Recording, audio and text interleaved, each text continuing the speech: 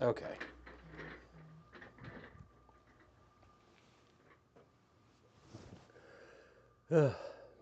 Well, how this is going to go, guys, I don't know. Um, I've got so many different things going on with trying to do the live stream that's been a mess. So we will see what we see with the chat, with what's behind me, and with everything else. I thought I was going to be able to do this whole thing in a totally different room in my business where I do most of my videos, and it totally ended up messy. Let's see, we got Volvo to Love. Hey, hi Volvo to Love. I, I, I should be wearing glasses for this live stream so I can see the chat box like in my workroom, but I don't have my glasses. I misplaced them. So I got like a computer right in front of me that has the chat and stuff on it. And it's been, guys, it's been what, a year since I've done any sort of live stream. We moved my business, so all my live streaming gear is totally different. Like I said, I thought I was going to go film all this in a different facility at my business.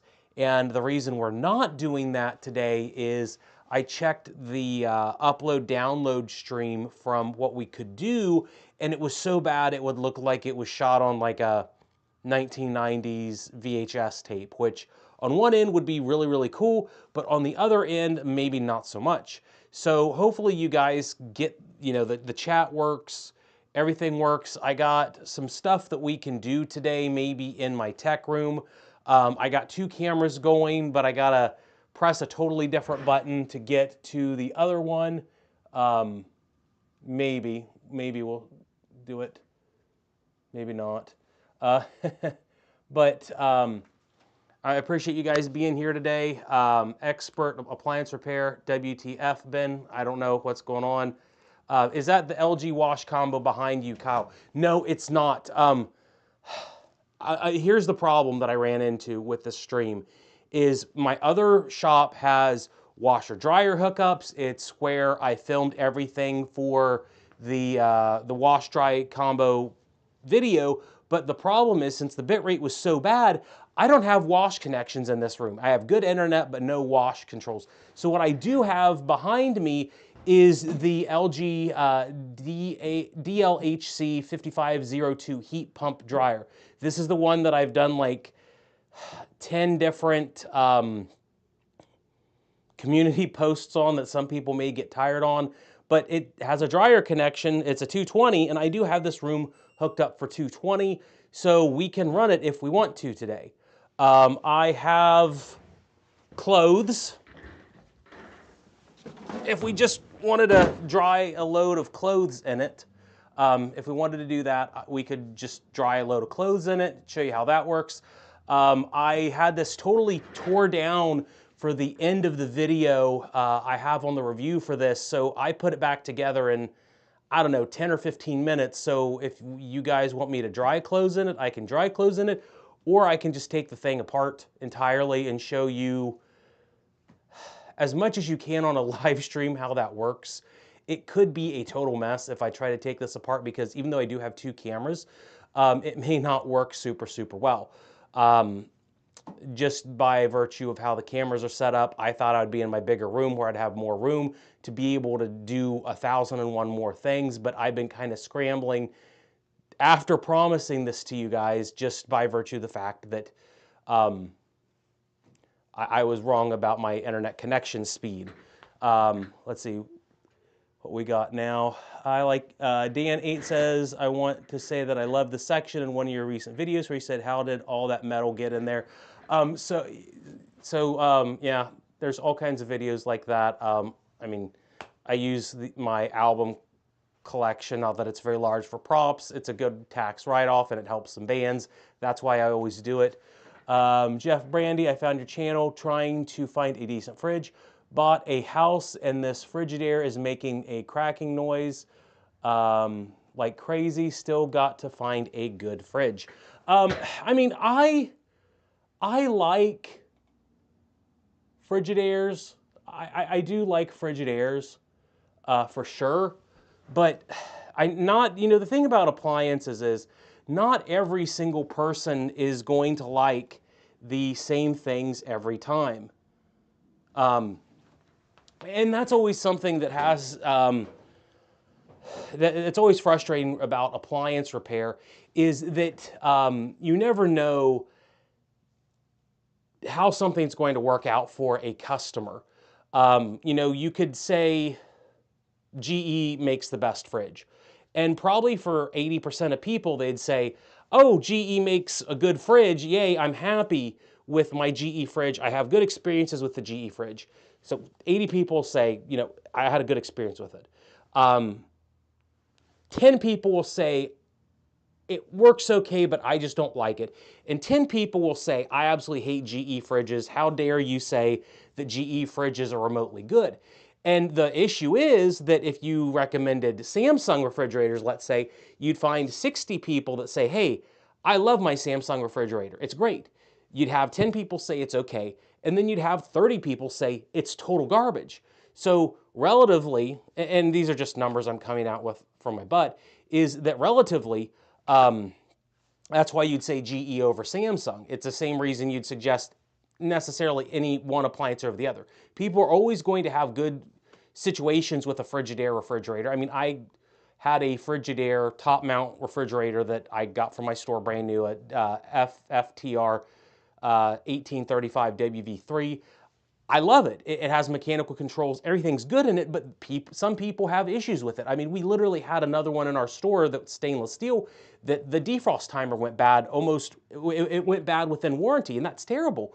But mine's fine. And that's always the problem that we have with, any sort of appliances or appliance repair in general, is it's kind of law of averages. Let's see what we got here. Rakuten has good rebate on LG electronics. You can stack with Chase offers. I love the LG and GE dryer. So yeah, I got the LG heat pump dryer here. I got a standard GTD 33.5 over here. This is the one I did the purple wire heater video on. We're trying to source purple heater wires for these because they're outrageously expensive even at wholesale. It's just, if you saw that video, the number one thing that happens with GE dryers that goes bad, and obviously we want to help the most people with problems, is I did a video on this style dryer.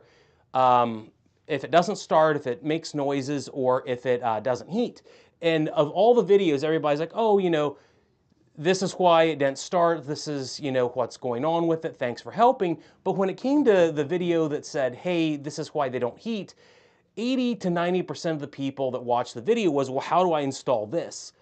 So I had to buy some of these, obviously sell them to make a little bit of money, but I didn't know how to necessarily install it because we don't really deal with a lot of these. We're in Whirlpool country. So I had to figure out how to install these. It's kind of a pain in the butt. You got to do it the opposite way.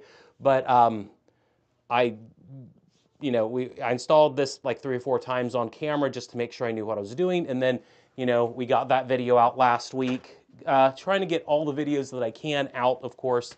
But the funny thing about this is I don't have this one assembled because it doesn't have the purple heater wire in it.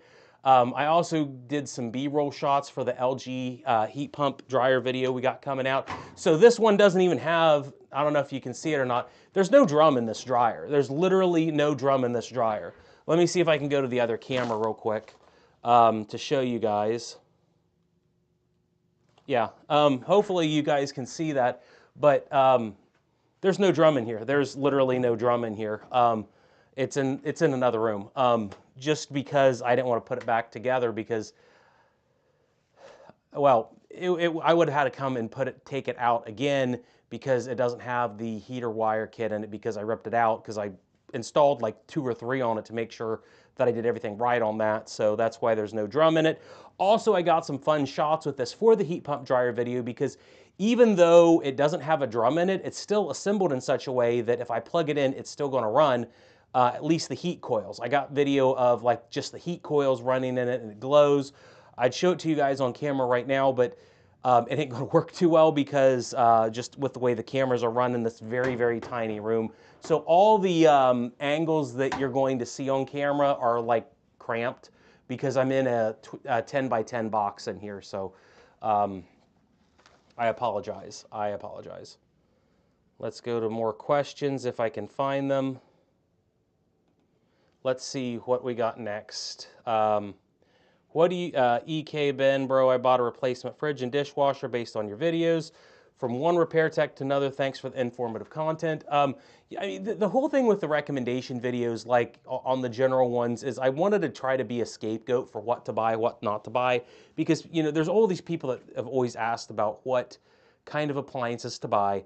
And I've tried to be of a situation where I say, well, you know, you can at least, if a bad recommendation's made, at least you can blame me rather than, you know, a local technician. It seems to help people, which is good. What do you think about Miele? Miele's great. I don't think I've ever repaired a Miele. It's probably because of where I'm at here in Ohio, but I've never had to replace one or repair one necessarily. All the techs that I talk to anecdotally hate them in the way that they're needlessly complex to repair. But they're also super, super reliable too. They're like speed queens, but more difficult to work on. So that's good if you have Miele techs near where you're at. And that's always the thing about like Miele and Bosch, those two brands, is if you have local repair techs that can take care of Miele and Bosch, then by all means, they're great brands to go with. But if you don't have local technicians, then, well, it's going to be very difficult to get parts or servicing for because the schematics and lookups and help guides for both those brands is very archaic, or they're difficult to get a hold of in English. So I don't always suggest them because if you do have local technicians, they can get the resources they need to you to help you, but if they're not nearby, then it doesn't matter how good they are necessarily because you just roll the dice. But I always recommend Bosch dishwashers because they're super popular, so they're supported far more than, say, the refrigerators are in general. Let's see. GE washer, my Florida vacation is dumb and doesn't work at all. My LG all-in-one has been a love-hate relationship. That's what Eli said. I'd want to know what kind of LG washer dryer it is, if it's an old style condenser or if it's the new Ultra Wash 2-in-1. I mean, I like the Ultra Wash 2-in-1. It's not perfect, but it's good for most people. Do you know how to fix a hair with the app connection? I don't work on enough hairs like their washing machines to know right now, unfortunately. Yes, Sean A106, that's my first live stream in a while. I think electric dryers and have a tendency to burn out the wire and heating element. Yeah, I mean, so the heating wire thing is very normal. It's normal on speed queens. It's normal on Whirlpools because Whirlpool makes a terminal reconnection kit. So it's normal in the way of it happens, but these stupid freaking GEs, it's like an 80% failure rate if you have a no heat situation. And what I've read or been told from techs is that the OEM heater wire in these for like a 4 or 5 year period, it uses a 14 AWG wire, which is way undersized for the amperage you're pulling on this, whereas a Speed Queen, Whirlpool, Maytag, what have you, is going to have a much thicker wire. Now, if it gets bent, damaged, or degraded in some way, it burns, but the frequency of which the GEs break is so catastrophically higher, it's ridiculous. Their heater, to GE's credit, their pie plate heater pan elements, which I don't know how well we'll be able to see it in here. Let me see if I can tilt this up a little bit. But to GE's credit, their elements are good. You don't really have too many problems with them. What you end up having a problem with on the GE elements here is that wire breaks and then it damages the connections inside that $100 mica heater, which is ridiculous. It's a very reliable heater if it wasn't for that otherwise. Let's see. I'm skipping on Taskmaster Premiere to watch this. I appreciate that.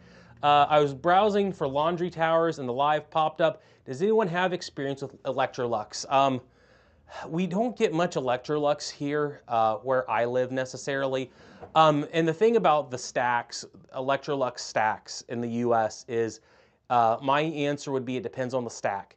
If it's a front load washer dryer stack that's going to look roughly something equivalent to this, it's not bad. The stacking front loaders, if you're going to need stacked laundry, getting something that is a front loader that stacks is going to be way better than if you get a one-piece stack from either Frigidaire, Electrolux, or GE. In general, they're bad. They may last 7 years. The Whirlpool ones may be a little bit better, to where I'd recommend them slightly more, but they're still all terrible. If you want a wash tower, get a LG wash tower. I think they're the best. You have them with and without the heat pumps. The LG stack with the heat pump is almost identical to this. It's a little bit smaller, but I can't imagine the circuitry is any different, and I really like this. The video that is in editing will tell you I really like this because I tore the whole dang thing apart to where literally there was nothing left when I worked on it. Maybe we'll take it apart in a little bit. But I tore it down to every single component I could, and I am really happy with how this turned out. It's serviceable for a heat pump dryer, which is to say it's worse than any other dryer, but it's still better than a washing machine, and it's way better than other heat pumps, like Bosch. Like, the big advantage with this is there's no belt on this. There's absolutely no belt on this GE heat pump dryer. It uses a brushless DC motor on it, which is really, really cool for a dryer. So no belts on it. It uses that 10-year inverter motor, or brushless DC motor. It reverses, no idler pulley. It just has the bulkhead on it. So really, really cool things with this, with the LG heat pump dryer. I'm really happy with it, but the amount of time it takes to dry clothes sucks. I guess what I'll do just real quick to show you how long it takes is we'll just load it real quick. These actually came out of the LG 2-in-1 wash combo that I have in my other facility, or my other building, where I wanted to shoot this so we could have washed and dried at the same time, and I could have showed you I had a Speed Queen ready to go, and then, like I said, the internet connection, when I decided to do that first, thank God, but the internet connection was so bad, I had to remember to move everything over here. So, like I said, I got the heat pump video coming out soon. And for whatever it's worth, I'm probably going to end up taking this one home with me to replace the dryer I have at home. And then I want to tear that dryer apart because I haven't actually serviced it yet. And I've kind of intentionally not, so we could go over some tumble dryer situations for the channel. So LG heat pump dryer, obviously I've talked a lot about this. 220 volt AC in the back of it. It's similar to the kind you get in Europe and Korea, but it doesn't use very much amperage, which I'm surprised at. They could have put a whole lot more into this to make it dry faster. It has their standard UI here. I don't know if you guys can hear it or see it. I'm wearing a wireless mic, so it may pick up some of the stuff. But it's got some different modes on it. It has a secret mode that we added to it after reading the manual that's super, super good, because it has a coil condenser cleaner mode on it, which is really cool. But I'm just going to run AI dry. It's only about 60 decibels, so it's not going to be very loud to run in this room, but we'll see how long it says it's going to take to dry this real quick while I read some more comments. Why is the stream in, let's see. Why is the stream in Spanish? I don't know. That's really weird if it is. That would be very strange if it is in Spanish. If anyone else has it in Spanish, let me know. I don't know if there's like a setting that would cause it or what. You're my favorite random YouTuber. I love seeing random niche things about washing machines. Yeah, it's a totally random thing to do. Wanted to buy one of those new heat pump 2-in-1 washer dryers. There are a few on the market. Any preference? It depends on preference with the 2-in-1s. It's very hard to say if there's a better one. The GE's faster. I think that LG has a little bit better, more reliable machine, but they both have their own unique failures, so it's hard to say, well, this is so much better than the other one. If you could go without the 2-in-1, you definitely want this and then an LG washer, because this one's way better than both of them. At least in terms of what I think reliability will be, as well as manufacturing quality and just how they built this. But I think what I hope happens with the 2-in-1s, and the only way I can explain it is I hope that when they come out with like second generation 2-in-1 units, they take the design of this and turn it into a washer. I got it running that load of clothes. If you hear it in the background, that's all the noise there is because of that brushless DC motor. So this is, if you have a heat pump dryer, this is all you're going to hear in your room. It's very quiet. But the condenser coils are on the bottom of it, and the way that it uses those coils on the bottom is so much more logical and smarter and better for a heat pump system that I hope that they can figure out, like on a Generation 2 machine, how to do this, because they're able to do water recirculation and clean the coils 1,000 or 100 times better than the LG 2-in-1, and 1,000 times better than the god-awful GE filter design.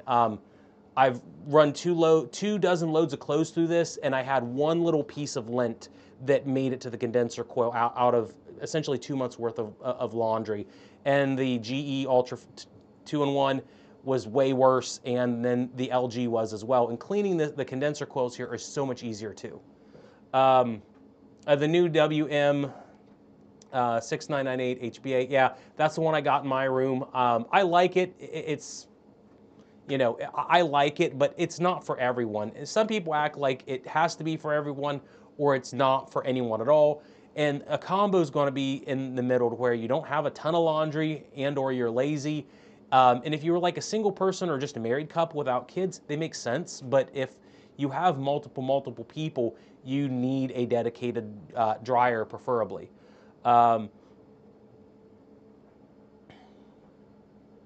Yeah, gas dryers are always great, especially like your old Whirlpools, your old Maytags. They last forever. Whirlpool Electric Range F6E1 replaced the temp sensor, working about for a month. Now throwing it again. I would look at the connections on that that go from the oven sensor to the sensor itself. See if there's any sort of damaged connections. Do a resistance check and see if it's actually within spec. If it's within spec, it's more of going to be a board or harness issue than it's going to be the sensor itself. Would you recommend that over the all-in-one variants? I would totally recommend this over all the other all-in-one variants. If you have the room, this is absolutely what you want. And I'll have tons in the video about it. Do you have any opinions on electric or gas dryers? We don't see a lot of gas dryers here. I mean, if you can use a gas dryer, they're great if you have the capability of doing it. But if you're going to spend money to do the infrastructure, I wouldn't do it. Thanks for loving the hat. Eventually, I gotta put these on the channel at some point.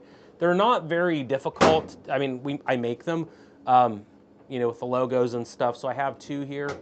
Eventually, we'll have to do some for a giveaway. Thoughts on the new Samsung refrigerators? I did the video on the bespoke, and it's frightening how okay they are. The new ones are. It's like Samsung watched all my videos and then they tried to fix everything that everybody complains about. The autofill pitcher, there's a lot of complaints about that in the comment feed, which I don't think it's the greatest. I wish they would just do a bespoke refrigerator with nothing on it. Because it seems like the other, like RF, whatever, and they use either the S or T designations. They still have the crummy evaporator panel with the dual cool system. If they would just get away with that, go away from that to the bespoke design, which is like, it's a styrofoam panel that's molded in plastic, so it doesn't have moisture buildup, it would be great, or at least much better than it is. Have you checked out the new Samsung combo? No, everyone is asking me to do the Samsung combo. I'm so burnt out on combos, I almost don't want to do the Samsung one. I will, but not right now. Comments on GE double ovens. GE ovens tend to be good. I like GE for ovens. I like them for kitchen, well, I like them for stoves and fridges. Their dishwashers tend to be really terrible unless you get the absolute cheapest one that still has the mechanical timer, and I think GE is the only one that has the mechanical timer still. It's like a, I don't want to say it's a GTD 260, but I know the designation's like G something something 260, and it still has a mechanical plastic dinner plate timer in it, which they're nice. I've gotten a Frigidaire dryer that says original heating element 04 model. I was using the Frigidaire 04 washing machine up until very recently. The old Frigidaires from the late 90s to 2000s were amazing machines. I wish I could do videos on them to say, hey, here's how you fix one of these, but they're so old, there's just not a lot of them anymore, but they were great. The washers were amazing. They had independent wash pumps in them. The dryers were good. They had maintenance issues to where you had to replace the dryer glums, the dryer glides, the bearing sleeves, stuff like that, but overall they just worked really, really well. Documentary about Cuba, and they use dryer motors to make electronic bikes. Do you have thoughts on that? I do, yes. So there's a video, and I want to do this at some point, is to take a brushless DC motor and rewire the brushless DC motor to make an e-bike out of it. I recently got a electric Expedition e-bike. I kind of want to drive it to work, although I'm kind of on a major road. But you can take dryer motors, you can take brushless DC motors, the same one in this LG right here, and you can rewire them to either do electric generation or you can turn them into bikes with the right control software. There's a YouTube video from someone that's only 9 minutes where they did that, not long enough video, but I do want to take a washing machine and turn it into a bike. I think between the wiring, the trunks, and then the rotor stator combo, you could do that. But as for just a standard dryer motor, you could absolutely do that as well. It's weird how you look, especially into e-bikes, how the world of e-bikes and the world of appliances, there's a lot of crossover that is just weird, but it would work. It would work. Let's see. Yeah, electric dryers are the most common in Ohio. That's where I live. California has more there because it's reasonable than electric. Yeah, we have 15-cent electricity in Ohio, so it's not as expensive. Does the LG LDHC have a larger heat pump than the WM6998? Yes, it's 50% larger. It is 5,100 BTU versus 3,700 for the 2-in-1. So on this, we have it running right now. We have an 11.5-pound load of clothes in it. I got on AI Dry. It says it's going to take 1 hour and 53 minutes. It's real world. It's probably going to take about 1 hour and 30 minutes. But the big secret about this that's way different than the LG 2-in-1 is the last 20 minutes, it's going to suck out all the moisture that's in the drum that the 2-in-1 has. It's going to suck out all the moisture, condense it into a catch pan in the bottom of the unit, and then it's going to take and suck all that water up and clean the condenser coil for 20 minutes. So it washes the condenser coil. The upside is it's amazing. It's super helpful to make sure that coil's cleaned. The downside to it is that it takes like 15 or 20 minutes. This would probably take 1 hour to do an 11-pound load of mixed clothes if it wasn't for that mode.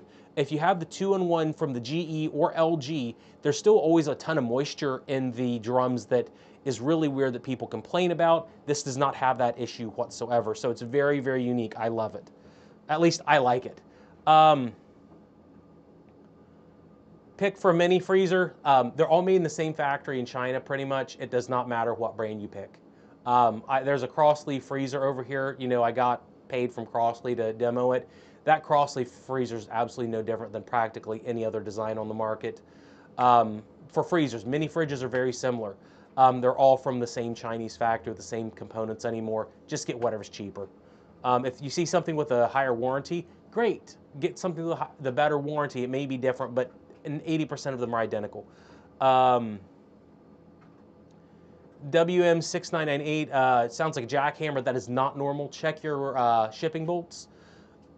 See if they're still in the back. If the installers didn't remove them, it will sound like a jackhammer. Otherwise, make sure it's level. I have the video on the combo with the decibel meter. I just use one that's on my phone. And if you use one on your phone, it will tell you very, very quickly that it should only run about like 65 decibels. I think maybe like 68 in spin. So if you're about 4 feet away from that unit, see what the decibel level is. Mine was 68, so that's about what it should be. Let me see if I can pull up the decibel meter on my phone here. to show you how quiet this is, because again, this is a dryer. I have a dryer running behind me, and you may not be able to hear it because of how quiet it is.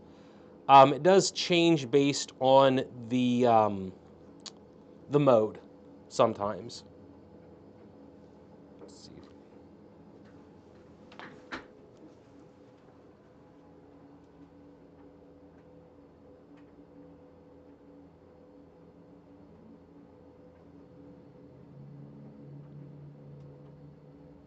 So yeah, about 60 decibels for the heat pump dryer, which is really nice. Between the brushless DC motor and the condenser system, that's all it runs. Any recommendations on how I can get my LG wash tower so I can set my heat and dry level? Check the app. Also check the just check the mode. That's the big thing about these LGs is some modes will restrict your ability to modify the settings and other modes will not. And I hate to say that I don't know exactly which is which on the LGs, but you have to kind of go through the modes and just play with them and see which ones can set the dry modes and which ones can, and you can adjust those typically. Let's see, what's the Rolls-Royce of washer and dryer? If you want reliability, it's a Speed Queen. Without a doubt, they're definitely the best. They're expensive. Some people will say they beat the clothes too much. They can be a little bit noisy. They're top loaders, but everybody likes them. Otherwise, you take a huge step. You take a step down with LGs, but I like LGs.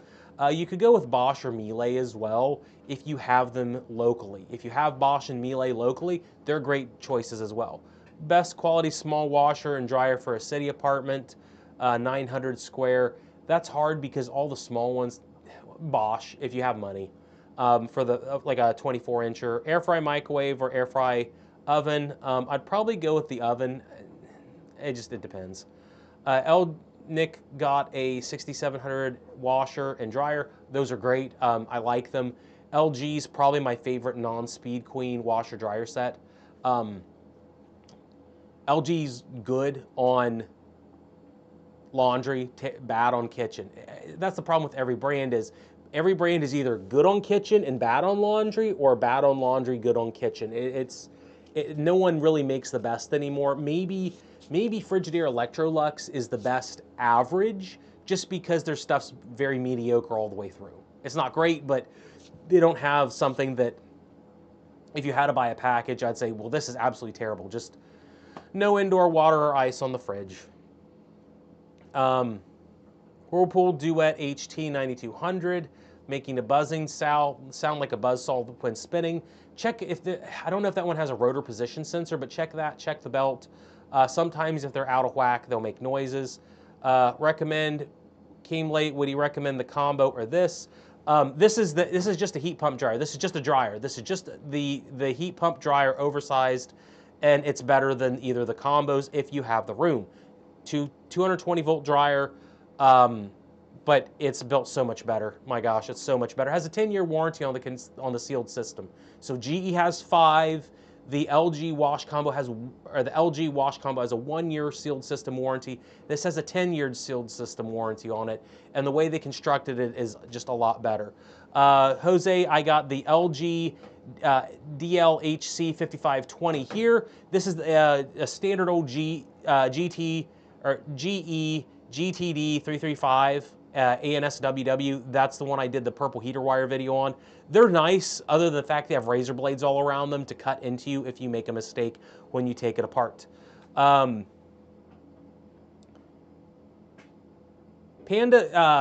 dryers. I've always heard very good things about Panda washer dryers for budget brand. I want to take one and rip it apart. I suspect it's like every other thing in the inside, but I've heard good things. Do I cover UK appliances? No, I don't. What's the guy's name? HowToRepair.com. He covers UK stuff, and he is absolutely the best. Wolf is Wolf the best high-end kitchen? I don't cover high-end kitchen stuff that much. I just don't. We're poor. We're in central southern Ohio. We're very poor, so we don't really have a lot of it. It tends to be either Thermador or Wolf in general. Do you have any idea what's a good robot lawnmower brand? Not offhand. My rough feeling is they're probably just all Chinese, different OEMs, just with a different label on them. Thank you for the confirmation. Steve A. had a problem with my 2004 Frigidaire breaking the shipping bolts.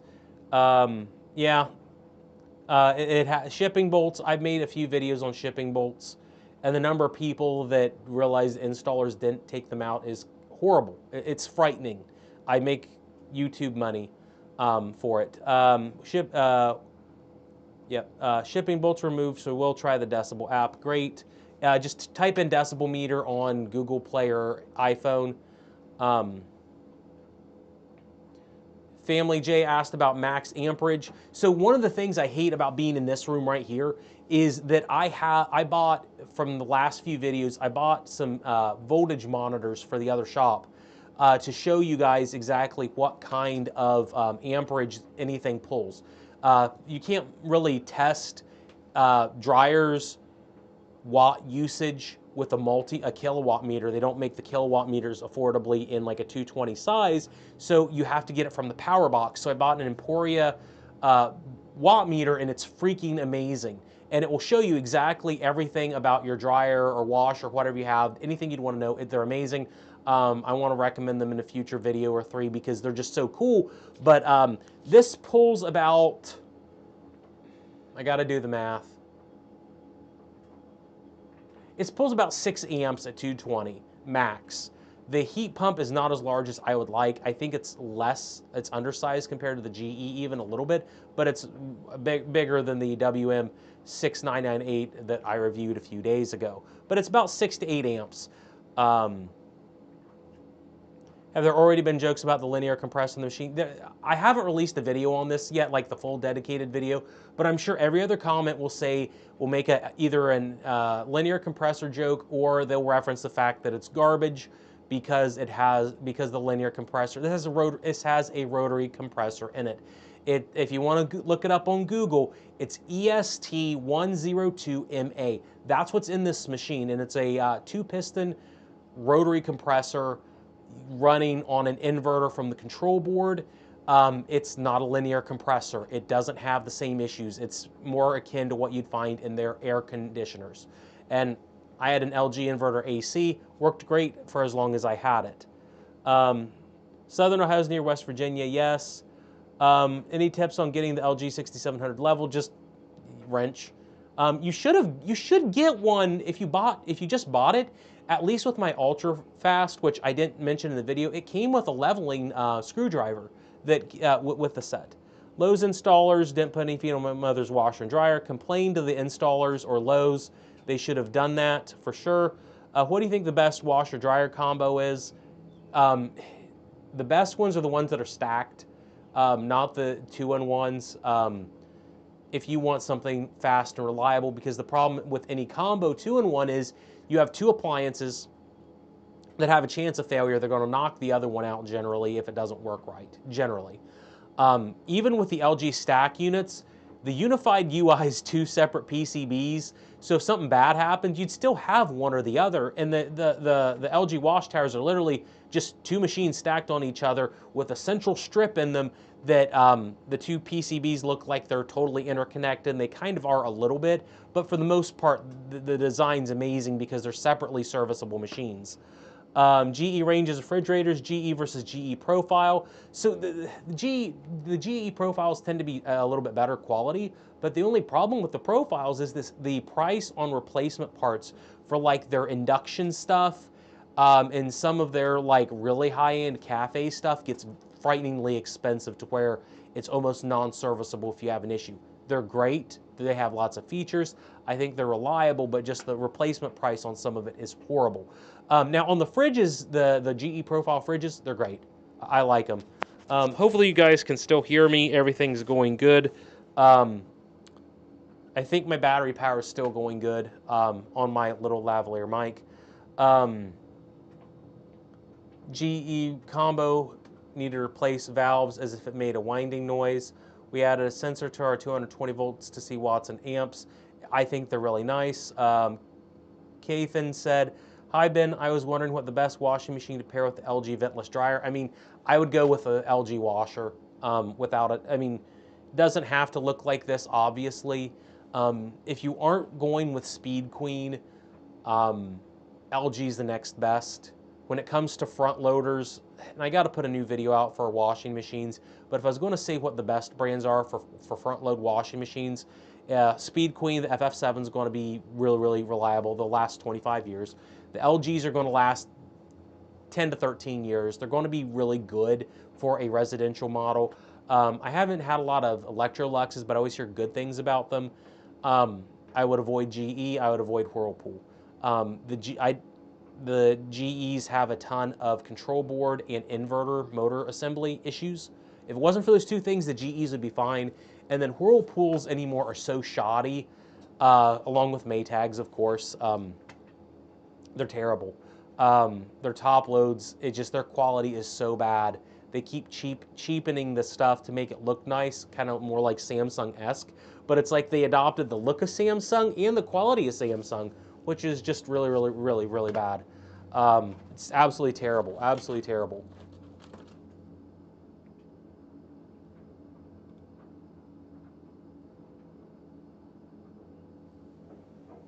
Concurrent viewers, 95. Hopefully everything continues to go well. And of course, it's like it's updating all these chat things at once. So I did get like the last 6 messages. What's the difference in energy consumption? Would be operating on a standard dryer on 120 versus 240. I can't tell a difference between the. I don't think there's much of a difference on the ASHRAE efficiency between the 120 and 240 volt heat pump dryers. I don't think there's much of a difference on efficiency in terms of COP value. I think actually these have like about a 5% better number. I think it's like 3.4 versus 3.5 or 3.6. They're a little bit better, but not by much. Imagine being a tech and thinking it's just a dryer. It turns out you have a sealed system. Yeah, that's going to be a really rough issue. The other side of it is the fact that it's $1,300 should invite better technicians to service it. I think on the tech side, I like I know this sounds horrible, but I would prefer a machine that's more expensive that people are going to actually want to fix instead of the throwaway piece of crap that's over here. Because, you know, you have on this GE, it's a $500 dryer. It's a decent dryer, but if you have a problem again with that heater pan in the middle, you know, if that purple wire gets knocked out on it, the purple wire retails for like $35, and the heater pan retails for like $130.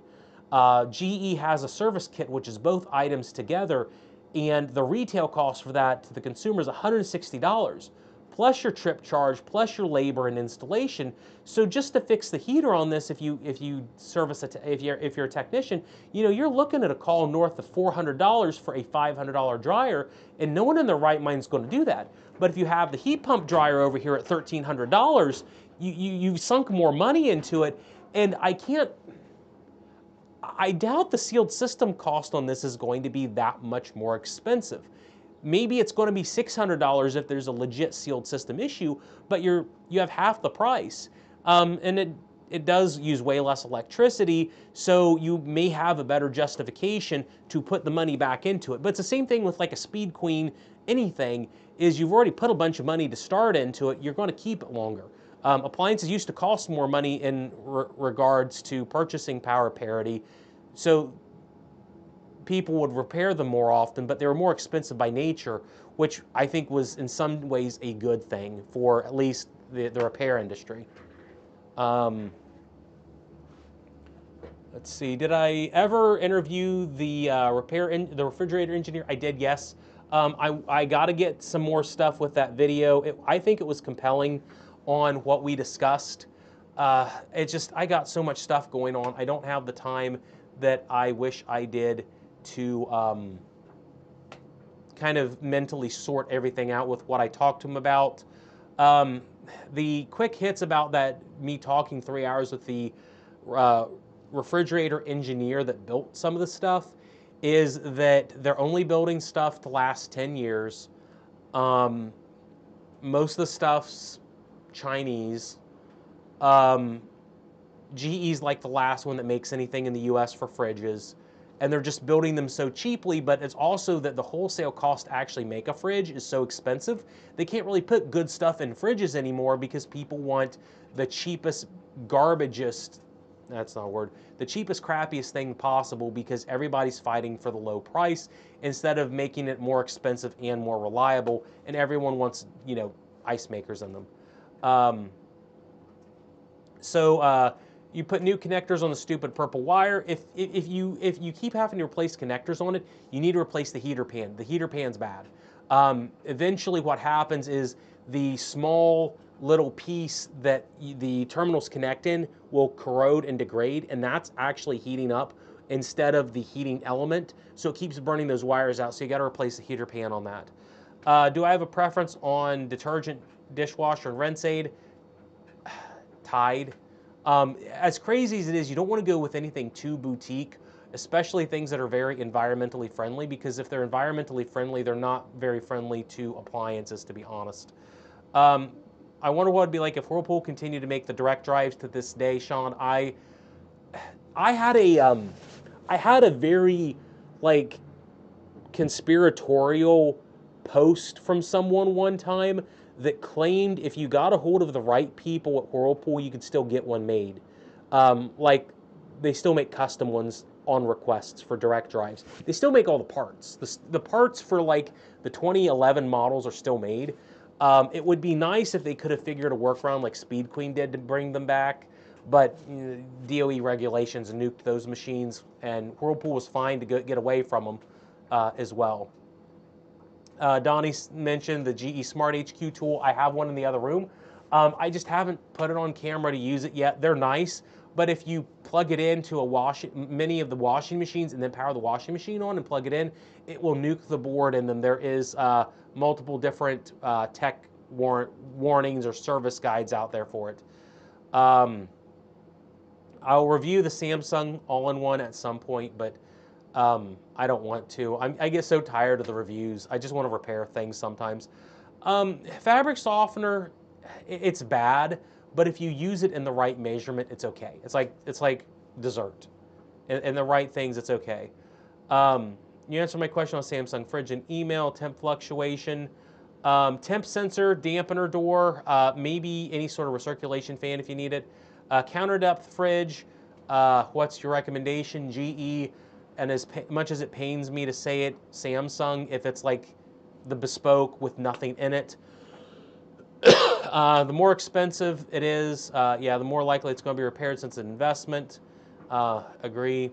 What happens if you put foil in the microwave? It depends on the foil. If it's perfectly round, it does nothing. It's the creases in it that cause issues. Pay more for the Speed Queen, but the longer warranty makes it worth it. See, because the whole deal is going back to the discussion I had with the engineer, really what it comes down to on engineering for appliances is they will choose what parts they put into every appliance.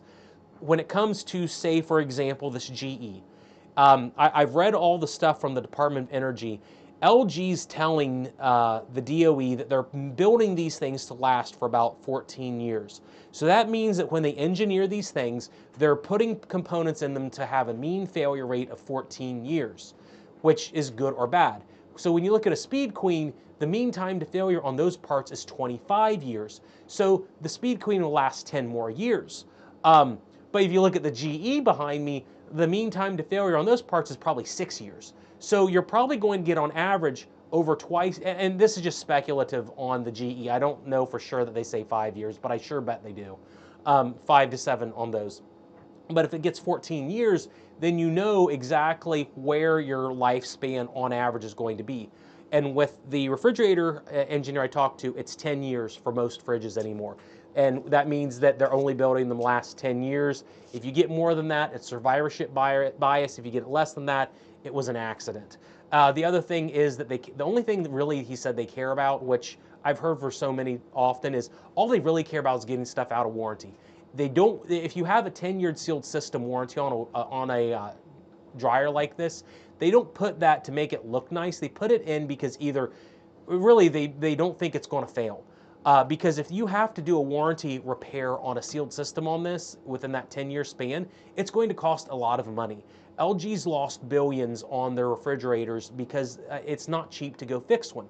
Their wholesale cost to fix a fridge is like it's like $200 to $300 between the compressor and paying the technician to go fix the dang thing. So their margins on a fridge are barely probably over $200. And this is the big discussion I had with the engineer.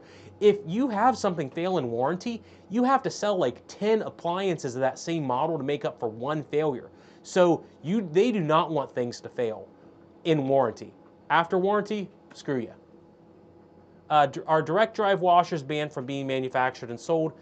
So if you're talking about the old Whirlpools, the issue is that the Department of Energy said that they had to have a 40% electric reduction in the Energy Act in 2011. So every machine had to drop its electric usage by 40% and then drop their water usage. And they had to be able to self-level. The problem is that a mechanical washer timer really can't self-adjust. If they could figure a workaround for that, they could potentially theoretically bring it back. I would love for them to do it, but it's unlikely that they will. Mexico doesn't have those rules. It's why Mexico is buying every direct drive that they can from the United States. They're shipping them in by the thousands to refurbish and sell them. They're great. Microwave video, I'll try to do that at some point. Yeah, so Sean, the thing is, one of the videos that I'm going to do at some point, I already have it scripted, is kind of the interesting play between Maytag and Whirlpool direct drives and the relationship that, in a way, the direct drive caused Maytag to fail, just because of how good the freaking design was. Even though I wear the Maytag hat, that's still my favorite machine overall. There was so many weird good things they added in that machine to make it just better than the competitors. So it was really, really cool. Planned obsolescence, I guess maybe that's what you call it. It's just them being cheap. What's the cheapest possible way to get all these $2,000 and all-in-one 2,000 laundry units? The simple rule for that is just wait for a sale. There are different sales through the year. The next one's going to be Memorial Day. Memorial Day, Labor Day, Black Friday are like your three big retail holidays. President's Day sometimes too. They always drop the prices on all the appliances around those times, and those are when you're going to get it the cheapest. Like the GE 2-in-1 combo, there was a point they were running $1,800 on them. I didn't buy mine at $1,800. I bought it at $2,300, and that was still cheaper than what most other people got theirs for, which is ridiculous. But they had the capability of making them cheaper because the GE 2-in-1 combo wholesale price is like $1,200. So there's so much margin on them to make crazy money. Oh, hey, it's our Korean buddy, Seketsul. I got my LG heat pump dryer running, buddy. He's helped out. We've gone back and forth on a million questions on these. I tore it down 2 days ago. I love the machine. The cutaway for your condenser pan is right here behind the bulkhead, man. I may take this apart in a few minutes to just show you, but you can tell that this is the Korean. This is your Korean model right here in the U.S. We've just replaced it with parts just to make it okay with our market, but it's the same dang thing. You can tell that all the parts in it are identical. But I love the machine. It's great. You did the video on the condenser coil cleaning system. I took mine apart. I got down to the condenser coils. I love it. The way they built this is just so freaking cool. So freaking cool. Will this video be saving my channel? Yes. I'm going to try to update 100 boards. I haven't had it interrupt yet. Yeah, the GE Smart HQ, I'm going to do a video on it. Used to drive by the factory in Monterrey, Mexico, where they build appliances. Yeah, most of the stuff's built in Mexico anymore. They're not. I mean, Mexico's a good place to fab, especially if you subscribe to guys like Peter Zeihan or I think George Freeman. Mexico's going to be very interesting in the next 30 years if we don't go to war with them over something. Neptune TL made Maytag fail. Wes, so here's the interesting thing about that, because I'm doing the video on it.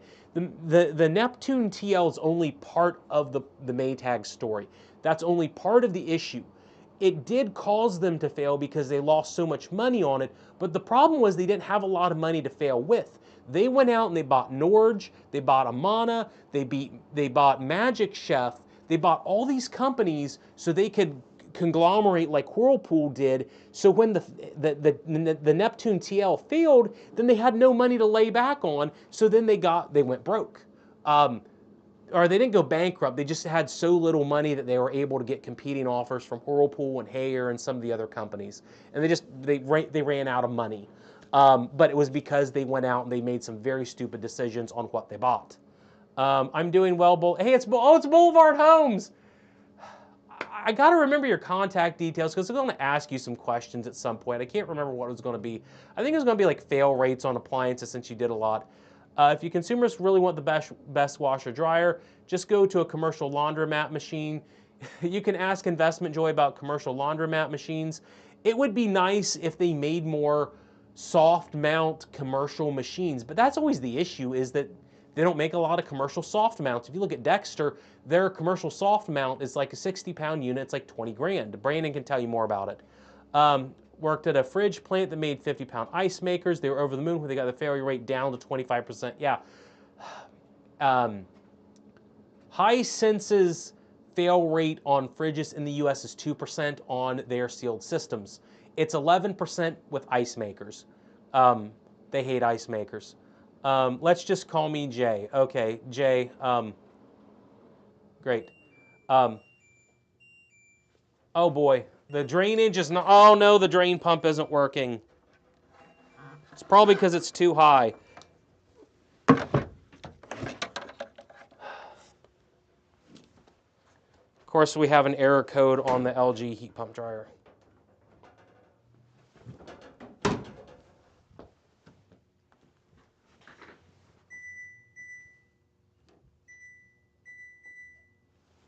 I think I set it up too high in the air because I don't have any sort of legit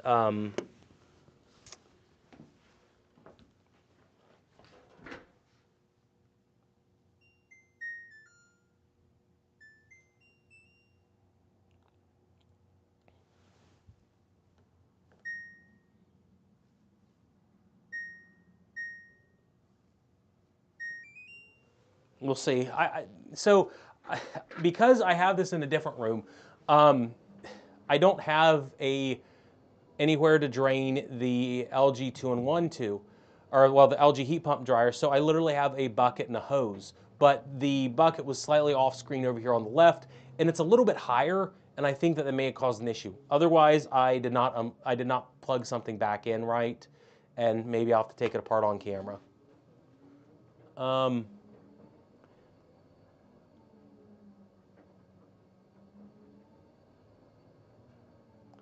When will I do the metal and microwave video? I don't know yet. At some point. I got to get another microwave to destroy is the problem. Samsung has a combo unit in the US. They do. Maybe at some point I will work on it. I don't know.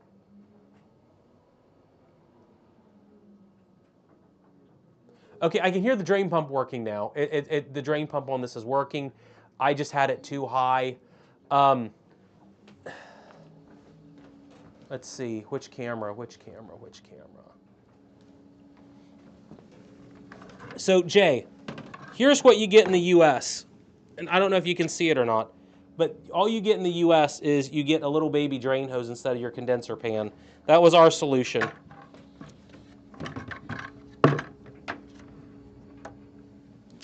Go figure.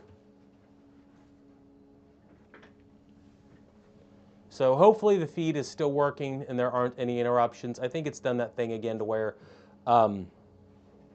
it's pausing. We'll see. We'll see. Let's see. Concurrent users 92. Chat rate 4. Okay, yeah, updated. Is it worth getting extended warranty on fridges, washers, and dryers? The extended warranty, it's best if you're getting something complex and questionably bad. If it's something simple, probably not, but if it's something more particular, especially with an ice maker, get the extended warranty. How does a top-load washer not leak from the agitator shaft? So they have a tub gasket. There's a big, thick rubber gasket that is on that shaft that prevents it from leaking. But oftentimes on top load washers, if they, after a certain amount of usage, they will in fact leak, typically. Do I not have a microwave? Well, I don't want to throw foil in a microwave and blow it up. That's the problem.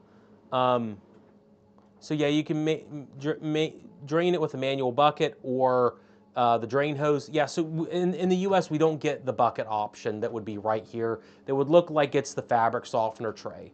So go figure. Think Maytag was made by Alliance. Other way around. Maytag bought the rights to different things here and there. I'd have to double check all my history though, but I don't know if Maytag itself was actually owned by Alliance, but they traded different companies in the past because Maytag bought Amana. Amana was an Alliance product at one point, so there was this short period of time that an Amana washing machine was a Speed Queen. It was the bargain brand Speed Queen.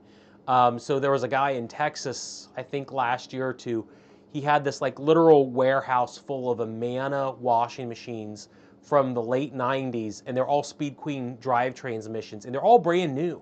And he went and sold like 50 of them for 150 bucks brand new. And he had all 50 sold within like 3 hours because everyone knew what they were. And I don't know if they went in laundromats or what. Do I think the LG washer and dryer is best? I still think they're the best for like your standard residential units if you're going with a front load or a top load. Otherwise, go with the cheap Amana, the cheapest you can find. They're pretty good. Would you do a Samsung fridge? What would you do for a Samsung fridge that works with ice makers freezing into fridge area? Try to make it last. I would run as much silicone RTV sealant around the cabinet as possible, and just try to keep all that moisture inside. That's the nature of crappy in refrigerator ice makers. They just inherently suck. When will the LG heat pump dryer review be posted? It's at my editor. It's with my editor right now. I sent it over yesterday, so it's literally up to him. I was hoping it would be done tomorrow, but it's not. I went to a zoo with my kids on Wednesday, and usually he takes about 3 to 5 days. I will post it in the minute that's ready. Normally I like to post on Saturdays, but it won't be this Saturday. That's also why I'm doing the live stream, was just so we could talk about it, I guess. Yeah. So thoughts on GE Hydrowave versus current GE washers? I mean, the Hydrowaves were better a little bit, but that's not saying much. In general, GE's been my least favorite design historically for top loaders. Their old ones are better than the newer ones are, but the Hydrowaves just, the issue is that you had to compare a Hydrowave with the either a Whirlpool direct drive or a vertical modular washer, and I tend to prefer both those designs over the GE, but they weren't bad necessarily. It's just, since we always deal with used appliances at our stores, the problem with them is that they just tended not to be very repairable for us. Is replacing the drum on a Speed Queen a simple fix? Is it a top load? It's an expensive fix. I know it's not cheap. I don't think they're hard though. Amana paid for the design from what I understand. Same thing Kidmore did. I wouldn't be surprised. Our washer and dishwasher are going to get worse with new regulations coming. Yeah. So the thing with DOE regulations is I strongly don't think that we'll see tumble dryers in the U.S. being legal in the next 10 years. I think we'll do away with them. Once I get done with the video on this heat pump dryer, I'm going to do a video with the Speed Queen tumble dryer, this versus a Speed Queen tumble dryer, and at some point I'll mix in the video about the fact the regulations will probably kill the standard tumble dryer. And the problem with it is that they're going to regulate tumble dryers out of existence. I think whether it's in 2028 or if it's 2024 or something, they'll do it. It'll be bad, and it will cause, you'll probably have $500 heat pump dryers in the future, but then the last 3 years instead of 5, and it will be bad for everyone. Whirlpool does make good dishwashers. I appreciate Hidden Treasures. I'm glad I help you. I'm not that great myself, but I'm glad I helped someone. It wouldn't explode depending on the foil. That's correct. If it's a Mythbusters did microwave foil videos to show you what does and doesn't explode. 2017 Speed Queen Series 9, it's a beast. Yeah, the 2017s were the last like ones they did before they went to a new design. Those were like the best. It was like the direct drive of Speed Queen. They were really good. Are there any features washer brands? Are there any feature washer brands with good circuit boards? I mean, Speed Queen washer boards are great because they're generally cheap. Unless you get a TR7 with the inverter motor control board, most of their boards are very affordable to deal with. So they're not bad. The LG boards typically aren't bad either. They're good. The bad ones tend to be GE and Whirlpool right now. Whirlpool's very minimal washer are not as bad as it used to be.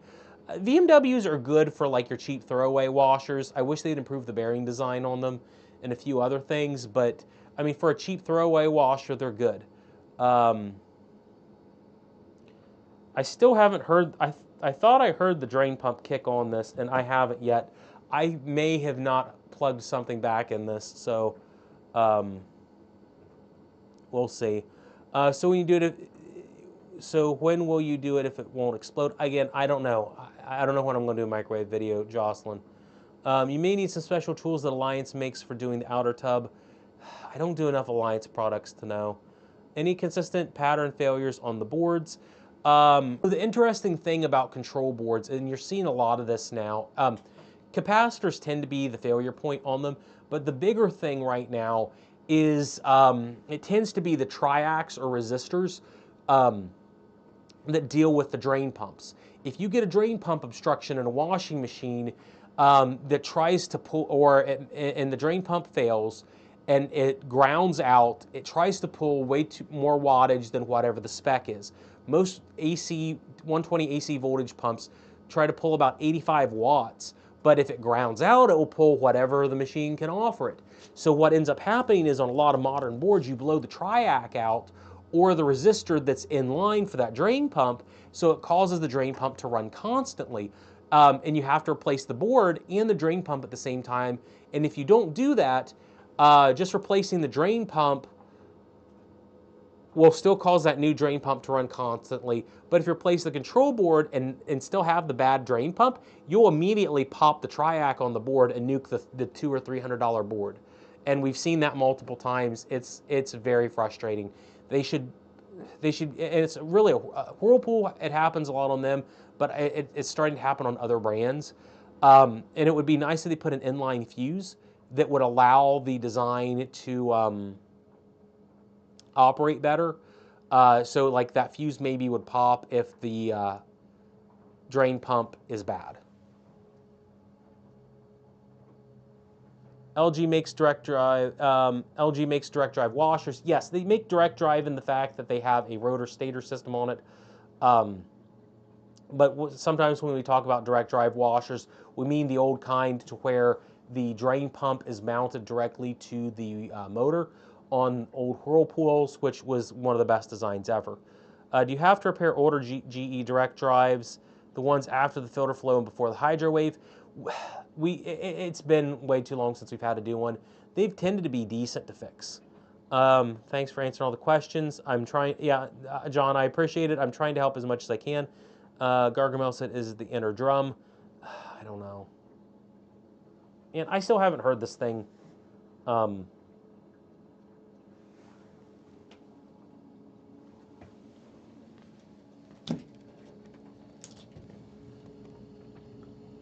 Still haven't seen any water come out of the drain pump. I'm wondering if, when I put this back together, if I didn't do something right. I hear it running.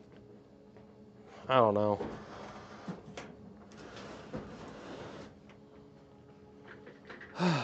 Stupid thing. I felt so confident I put it back together right, but there's no videos on these things like anywhere. So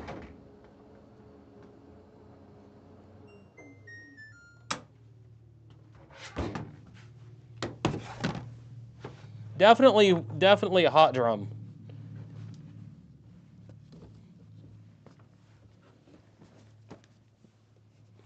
See, I hear the water recirculating, but I don't hear the drain pump is not draining into the little bucket I have, but knowing my luck, something unplugged.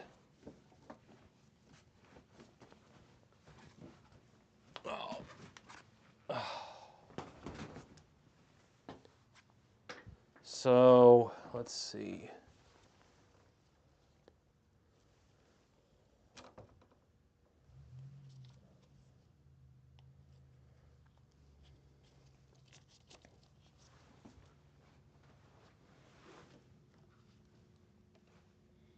Is Miele big in the US? No, it's not.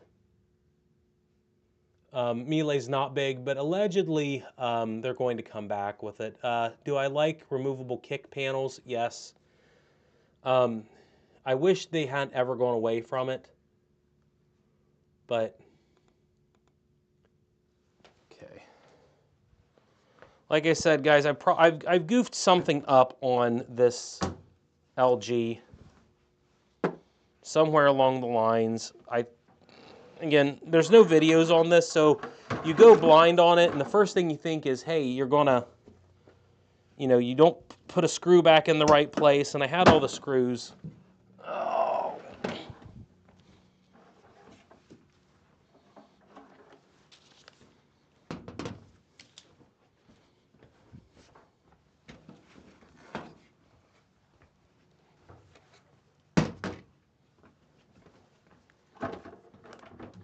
Going to earn some YouTube money here fixing this, because I don't think I put something back the right way.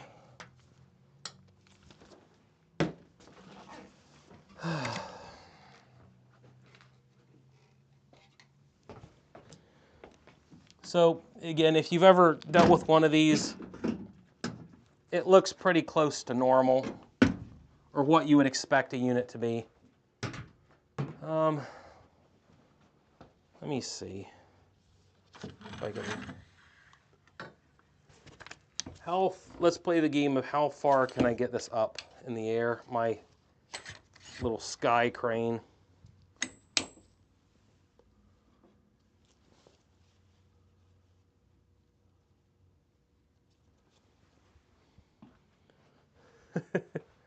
So it's literally like 10 feet in the air. It's up there. Do I like the LG heat pump dryer? Well, if it would drain the water, I would. I'd love it. But I have clearly goofed up something in this to where I don't think the drain pump is pumping. I don't remember unhooking anything that was a drain pump, but whatever. I wanted to take this apart on camera for you guys anyway, because I will say that even though it is a heat pump dryer, LG made this really, really good, because you hear as a tech all these Bosch stories about how bad Bosch are in terms of repair for heat pump dryers, but they're really not. These LGs really aren't that bad. I want to say I put this thing back together off camera in about 10 minutes when I was putting it back together. But of course, I put it back together in 10 minutes, and of course, I've missed something on it.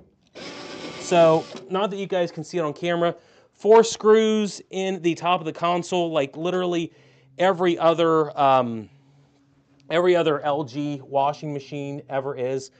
I think the dryers are that way too. Whether you guys can see it or not, on this, there's no belt up here. There's literally no drive belt on this. There's no idler pulley on this either. So that's fun. That means one less problem to have for a unit that's way more complex. So, at least they did that to kind of help technicians out. I got my 4 screws off here. The next screws I'm going to take off are on the condenser down here, which I'm kind of scared I'm going to have a flooding situation. Oh wait, look, I got all kinds of clothes to sop up the water. Kind of. So I don't know how well you can see it right here. So the deal with the LG heat pump dryer, what makes it so interesting to me is that the condenser's down at the bottom, so you have this little fancy tray that holds all your water. And it uses a recirculation pump to dry all, or to wash the coils in it. So it's so much better than the GE or some of the other stuff out there. So we got that out of the way. There's 2 screws at the very bottom. And there's like a good bit of water, but it's not like, it's not so little water or so much water that it's going to flood or anything like I thought. There's no like little hose or anything the washer would have to clean this out. So that's one thing about this. It's a little bit different. So I got 2 screws out at the bottom. Oh, and there's a 3rd screw that I totally forgot to put back in. That's where that screw was.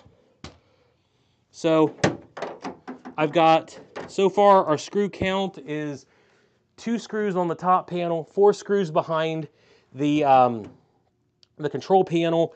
We're going to open the door on this, and then I'm going to proceed to remove 6 screws. And the dryer drum, we only ran it for about 45 minutes, I think, maybe. And it's hot. It is hot. This dryer drum is as hot as my wife.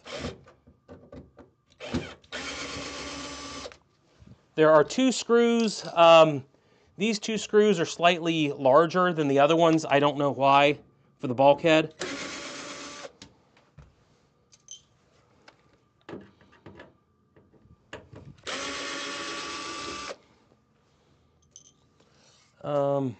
So there's like a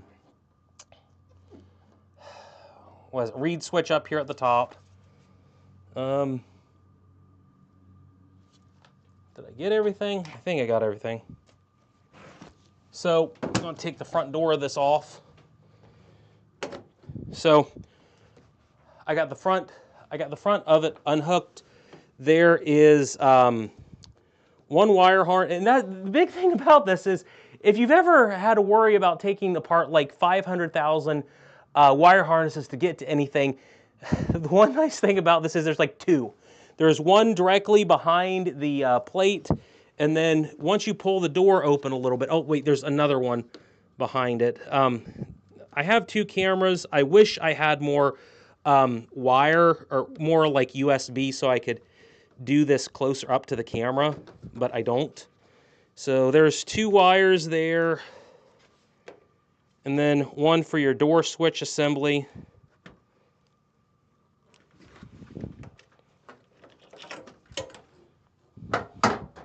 And then we are totally at the front of the LG heat pump dryer.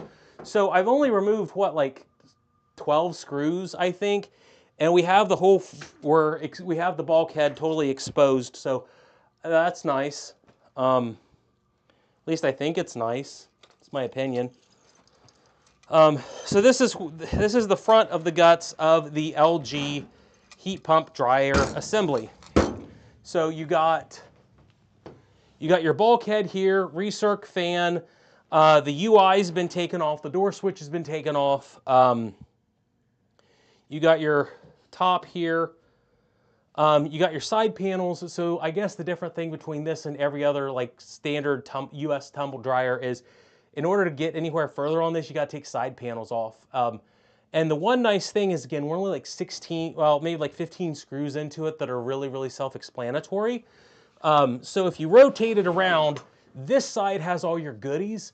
The other side has essentially the condenser pan, but you can't really get to the condenser pan unless, you can't get to the condenser pan unless you take the drum out. So if you have to ever service this as a homeowner, it's going to suck to get to the condenser pan. But if you have to service it, you know, I'm talking and doing all this all on camera at once, and from here, all I got to do is just take a few screws out to pop this panel off.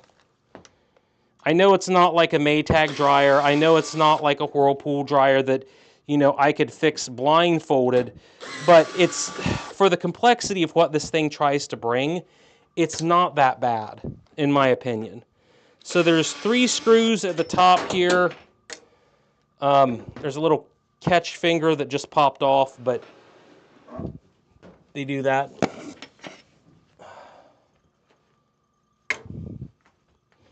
And of course, I'm sure I'm embarrassing myself on camera doing all this. And I'll get to questions and comments in just a minute. But again, I want to see if there's something going on with the drain pump in this, because it wasn't activating and we had that error code. And I took this apart and put it back together yesterday. And I ran maybe like a 30-minute cycle and didn't see any issues. But so 3 screws up here, 3 screws down the side.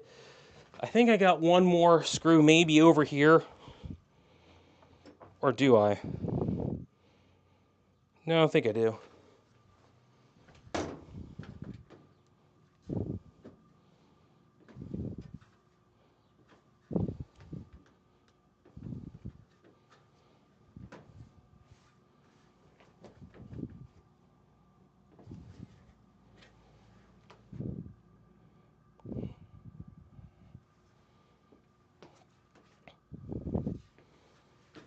Okay. I'll get to questions in a second, I promise, guys. I'm not trying to avoid you by ripping this apart.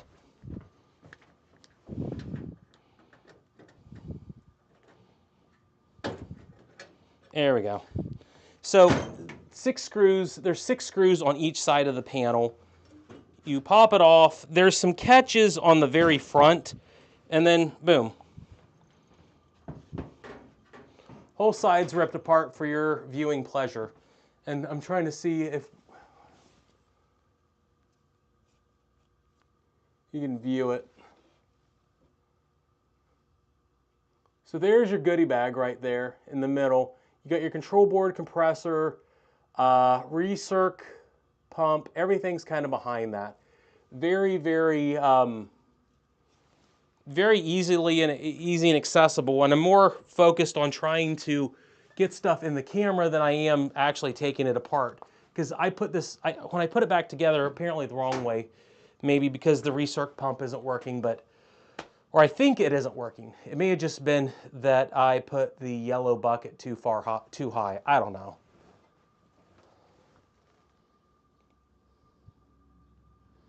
Okay. So, of course, we lost a few people on the stream because I was talking too much. Ricardo, are all the screws the same size? No, not necessarily, but they're pretty close to one another. Is a top load, front load direct drive washer better? I mean, they're both, if you use a direct drive brushless DC motor, they're both good. The front load's going to extract water better. The top load is going to be easier to use. Which one dries close faster? Top load and front load, they're going to be the same. They don't give you a lot of access there. It's cramped. Down here it's cramped, but there's 2 screws that hold the control board in place, and once you pop those 2 screws, everything underneath's basically available to you to look at, deal with, and test. So that's not as bad. I mean, I removed the front, and you know, the thing about something like this is there's probably like the official way to do things, and there's probably going to be a lot of workarounds. I don't even know if I had to remove the front panel to get down to the control board on the side. And if you can pop this panel out for access and not have to remove the front, then you're literally looking at like 2 screws at the top panel, 6 screws on the side, and you can pull it off and access the drain pump. And that's 30 seconds with a drill gun if you know what you're doing, theoretically.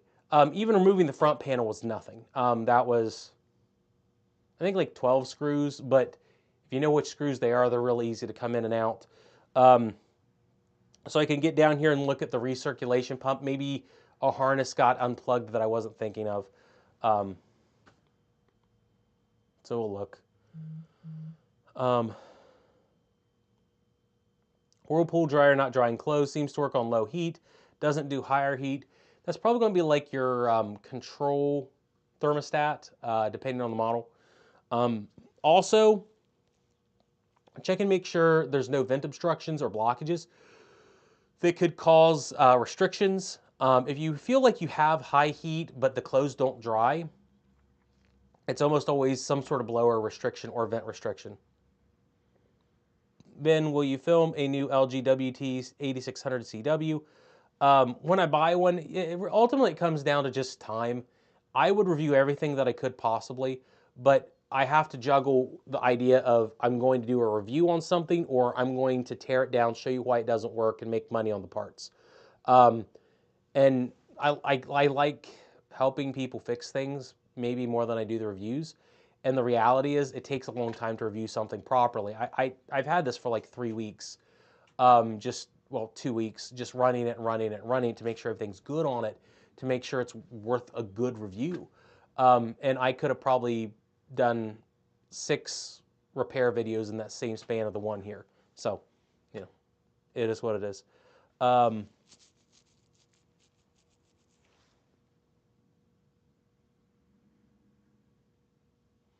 Adrian is a part-time fixer and reseller. I mean, me too. I was.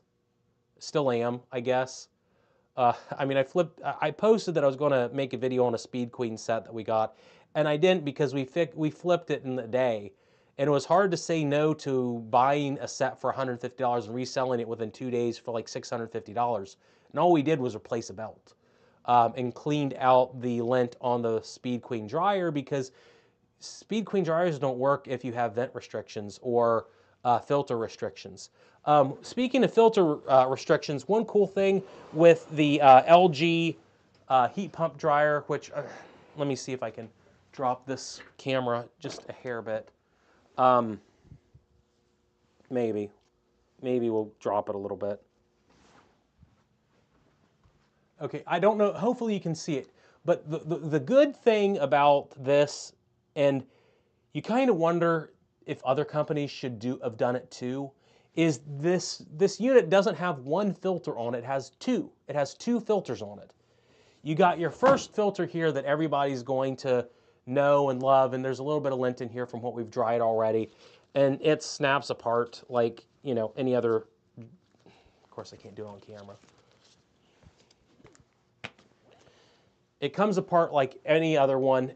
There's actually a secondary filter in here that is that all the lint has to pass through right here in the middle. So that's actually kind of like a cool little filter. Way more surface area than the LG 2-in-1, more surface area than the GE 2-in-1 as well. So you got this filter right here that you got to clean after every single use. Some people may like that, some people may hate that. So you got your first filter in your unit, in your heat pump dryer, but there's actually a second filter in this. It's this one. And it's pretty dirty. I have not actually cleaned this out yet from all the times we've done it, so it's probably going about 20 loads. But this is all the lint, and hopefully we can do this. This is all the lint that would have gone in the condenser filter. This is all the lint that would have gone in the condenser filter. I hope I'm on the right camera. But all this got caught in the secondary filter over 10 loads, so that's stuff that did not go in the condensing system. It just went straight here. So that's good. And you kind of wonder if going forward the companies may put more mesh filters in as a precautionary method on heat pump dryers instead of just the one and done filter that is on the GE and LG units that ends up, the condenser has a ton more lint on it than it should. So yeah, it's got 2 on there. Do I tinker with this more and try to figure this stinking recirculation pump? Maybe. Just a little bit. Satisfy my own curiosity, I guess.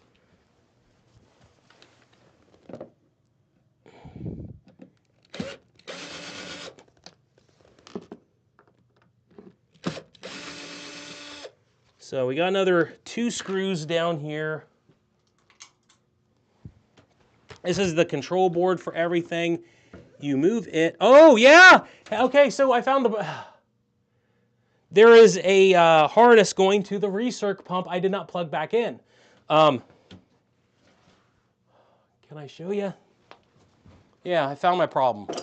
Yay. See, this is why we did the live stream, guys, so you could see how I screw up. So, we have the heat pump dryer right here.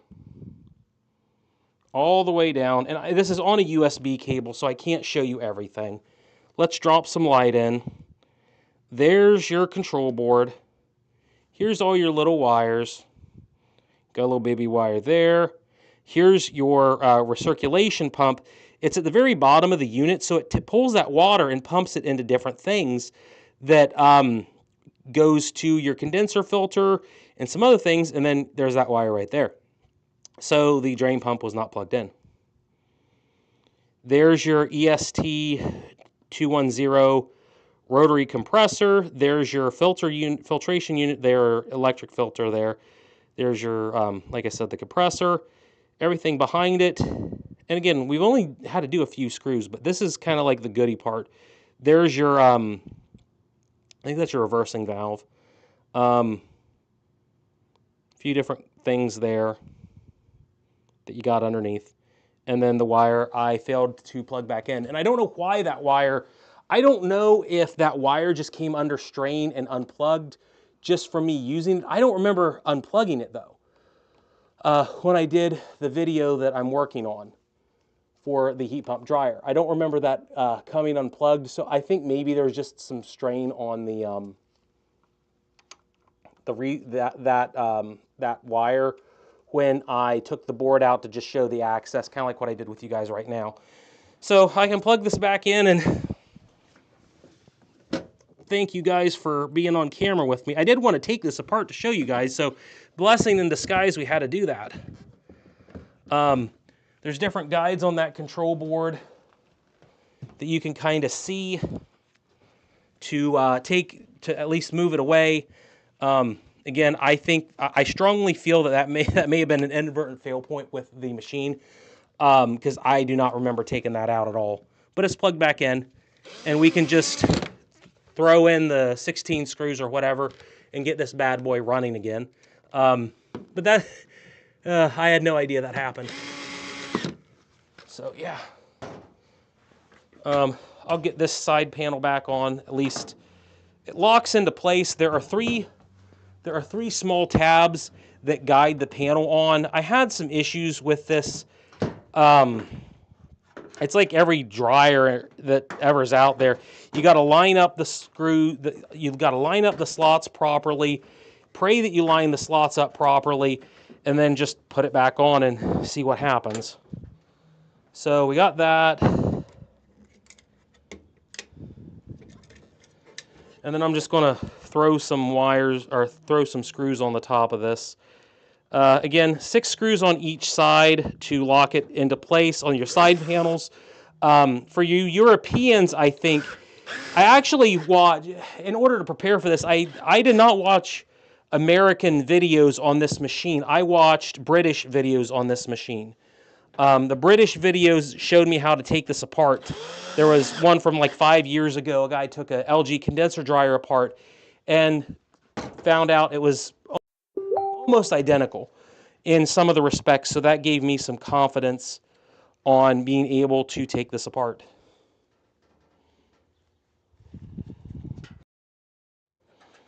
So yeah, problem solved. And again, the video that is coming out, I will be very glowing on this machine.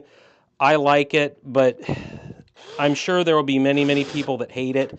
But I feel like they took care of all the problems or complaints that most people had with the 2-in-1. Whoa. Gotta get that. Yeah. Sometimes these screws have a certain order you gotta go in.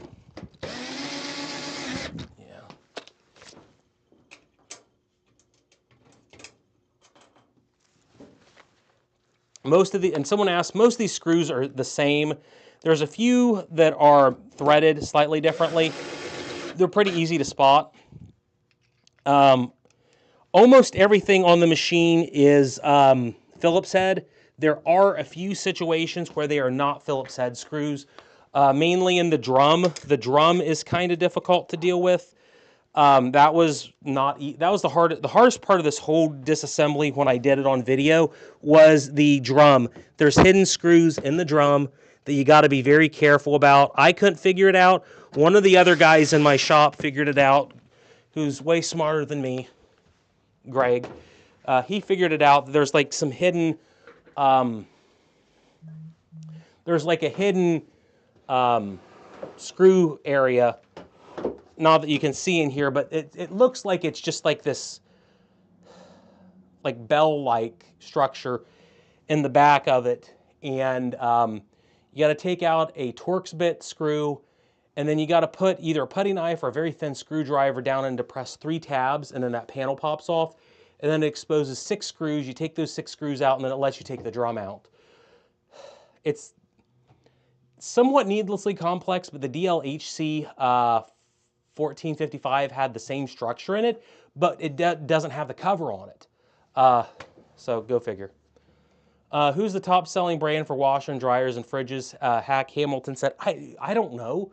All the information on who really is the most popular is locked behind corporate marketing guides, so no one really knows. What's your opinion on using a big, powerful, cordless leaf blower to clean out the lint, dryer vents going outside? Wes, that's the best way to do it. I need to do a video on it, but it's the best way. Jay asked, what did I find? And hopefully I showed you guys what was down there. There was just the drain pump wire harness was disconnected. I don't know why. I was getting the error code on it for the drain pump wasn't working. Our little tub of water that I have, because I'm draining it in a 5-gallon bucket, none of the water was going in it. And then it eventually aired out after like 45 minutes. And didn't know what would happen, so I tore it apart, and then just a harness came undone. The only way I can figure out that happened was the control board. I took it off for some video shots when I did the review on this, and I think that harness may have just inadvertently come unplugged, because I don't remember unplugging it, because it wasn't a harness that I would have needed to unplug to get the machine apart. So, where's my store located? Central Ohio. They keep making this stuff harder and harder to work on. They do, but they also are going to make it more lucrative because it retails for $1,600. What is it? I don't know what that means. Just wait till you go to someone's house that's sitting on a 1-foot riser, so you can't pull it out alone, and there's a built-in shelf half an inch that you can't reach with the top screws. And that's true that it could be very difficult to service. It's not necessarily front serviceable, but on the other side of it, you're not going to have to ever worry about a vent hose pulling it out from the wall and having to figure out how to set it back into place properly. It's ventless. There's nothing behind it. Wes asks about a magnetic bit holder. I mean, I got one for the screws and stuff. Favorite brand of washer and dryer, generally Speed Queen or LG. Appliance Review likes Miele. Allegedly, I heard Miele is going to bring something to the U.S. market that's going to be more mass market, and they're going to really make a push for America. And that'd be very interesting if you had Miele quality and better technical support. It'd be great. It would be good to have another high-quality, reliable brand in the U.S. competing against everyone else. It remains to be seen if Miele will actually do that properly. The water didn't drain because you dragged it. How's the drum driven? Belt and front scrub wheel. Rifleman. We talked about it earlier. I got it unplugged so I can show you what this is. What was that? Yeah, it's this. I gotta lock it back into place. Hopefully you guys can see this. But and there's a shroud on this that should normally be there, but I took it off just in case anyone would see it. But hopefully you guys can see it here okay. It is a direct drive. Oh great. So this is the direct drive stator. This is beltless. This is exactly what you would get on a direct drive LG or any other brand washing machine. Behind this is a stator. So your brown coils are going to go around it. There's a central shaft here with a bolt. And then that goes through to the drum bearing. And then the drum bearing's attached to that shaft. This is great. Say what you will about everything else. This is the part that's really, really good because it eliminates the need for a belt or an idler pulley. So those are 2 parts that aren't working anymore. This entire system is just 3 parts. It's the stator plate here, or the rotor plate here, your stator coils on the inside, and then a rotor position sensor that is through right here. So you only have 3 parts on it, and it ended up eliminating 2 or 3 parts. But the reason that this matters so much is that it's variable speed. You can shoot, voltage at it, and it'll speed up or slow down, so you don't have to have any sort of like really unique inverter motor on it. But more importantly than that, it can reverse without any sort of intricate system. GE had like a double idler pulley system that was terrible that would reverse it, but with this, it's like a washing machine. It can go forward or backward really, really easily. It's very efficient too. Yeah.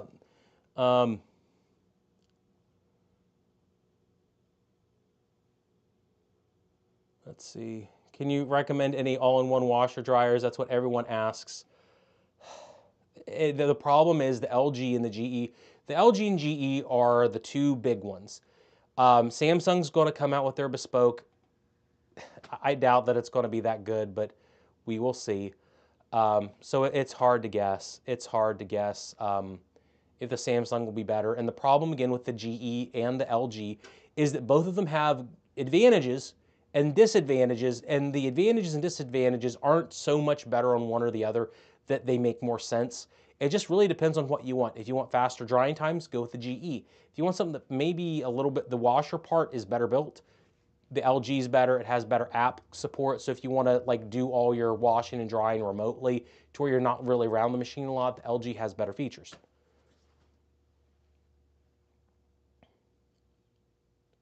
Yeah, wired stator, magnetic rotor. Yep.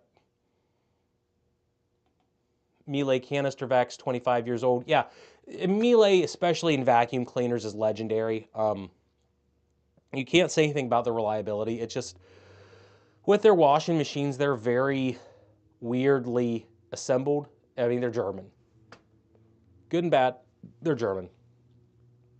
So yeah, looks like we got 20 minutes left on the feed.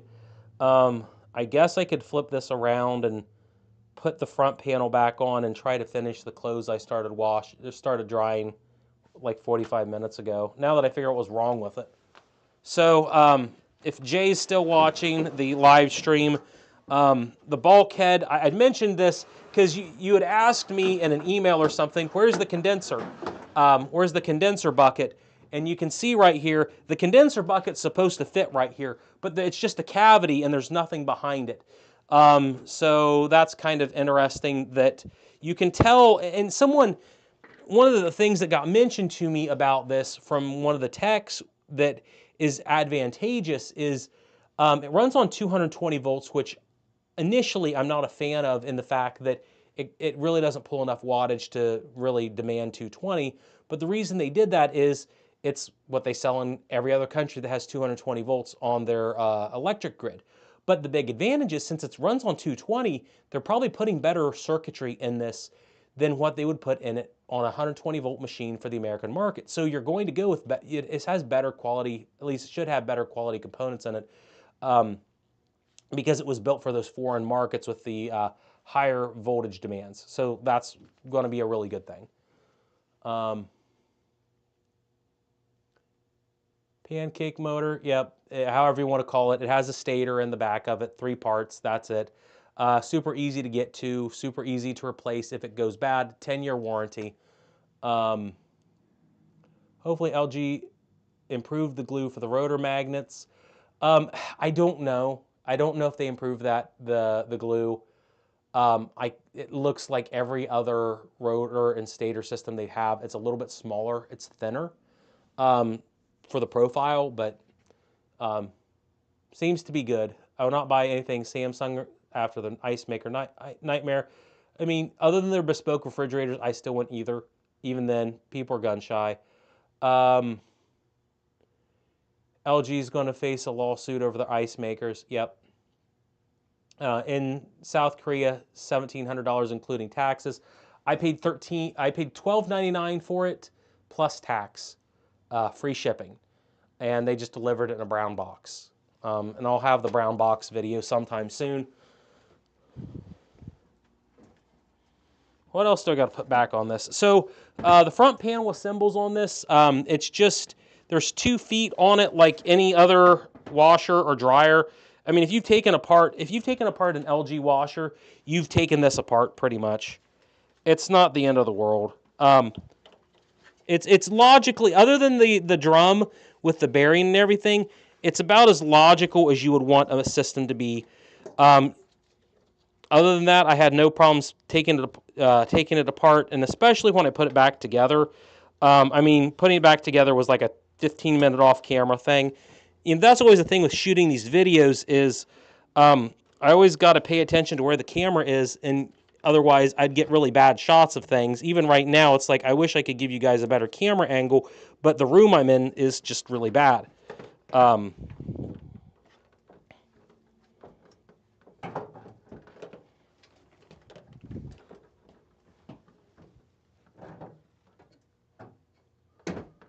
course.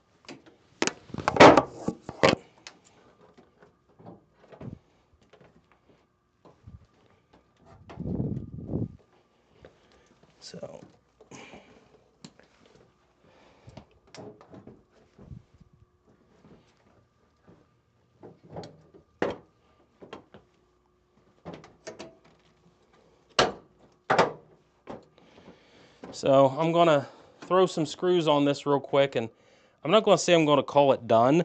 I'm just going to call it partially assembled, just so I don't waste anybody's time and try to answer some more questions. It seems like the way the chat is, I'm getting 10 questions at a time, and then there's like a minute or two downtime in between.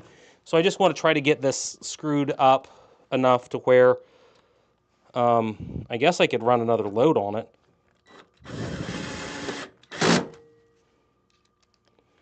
Four screws in the back of the UI, and like I didn't show the panel on the reverse side of this, but the panel's like really ridiculously assembled. Like there's almost nothing behind this structure. It's pretty much just the UI here, two PCBs, and then some wiring that goes down to the door. That's it. Very simple design. Very simple design. So, 2 screws in the condenser pan in the bottom. Then I can throw that back on, and then technically I can run it again.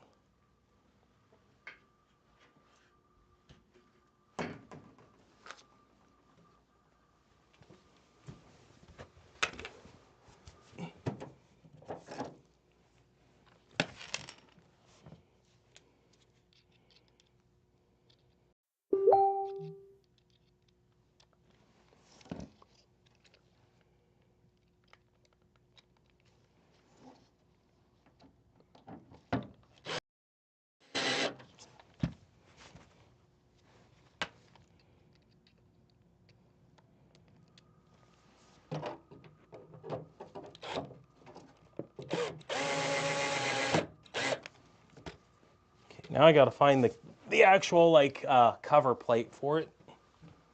It's been put somewhere. Here we go.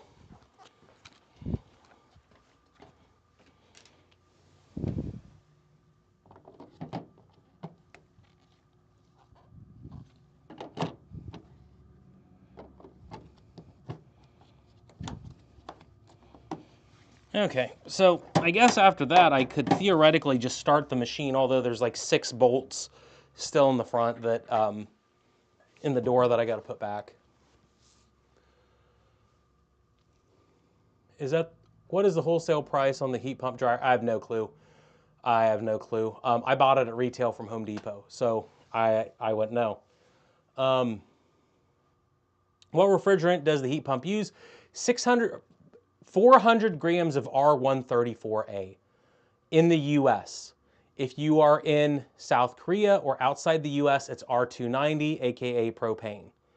But no, this is Gargamel, this is 134. All the heat pump dryers in the US that I've done reviews on, all of them are 134 because there's a loophole, which is great because it's a more known match-rated product. Yeah, 600 in a dryer, I can't imagine.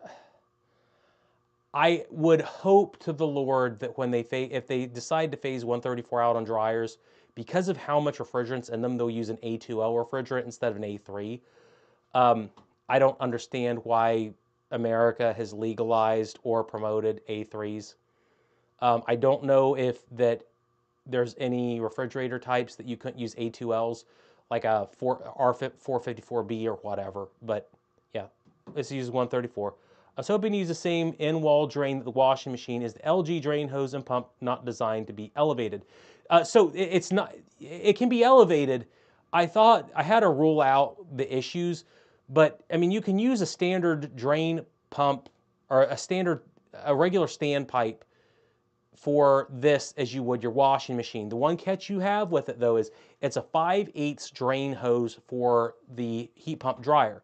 Your standard drain hose is like 1¼ inch in the US, so you need a 2-inch standpipe for them both to fit properly.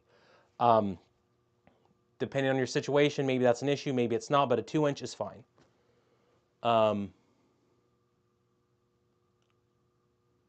Do I work on sealed systems for refrigerators? No, I don't. Not because I couldn't, but because I'm too busy to. I don't have my 608 license, although I've basically passed the online test. When I wanted to go get my 608, COVID happened, and at least where I'm at, it's like the in-person proctored tests like vanished for 2 years. So in that 2 years, I got busy with YouTube and everything else, and just never went and got the test. I could probably study for it in a good week and pass. I understand sealed systems about as good as anyone could. I've done training on sealed systems at Encompass. You know, had it explained to me, I could explain it to most people as well. I just don't have the piece of paper that the EPA would want me to have if I was doing a video to show you. For whatever it's worth. I could do it. I could tap in. It's not like we don't have the vacuum and everything here to do it. But it's like anything in life. You just have to sit down and learn. You just have to sit down and learn it. And like even with this, it's like I had no clue what I was doing in it, but you know, once you take it apart and put it back together once or twice, you realize it's not the end of the world. It's way easier to work on than the GE heat pump, the GE Ultra Fast Combo. I mean, I stripped this down to the basic components really fast. That's not to say the GE heat pump's like so much worse, but there are just certain components you can't get to without dealing with the heat pump. On this, the heat pump's like the last thing you have to touch. Now, if you want to touch the, you can't see it. If you want to touch the condenser tray to like clean it, you do have to deal with some stuff that's not good. Of course, it's what? 5:52 and I got a phone.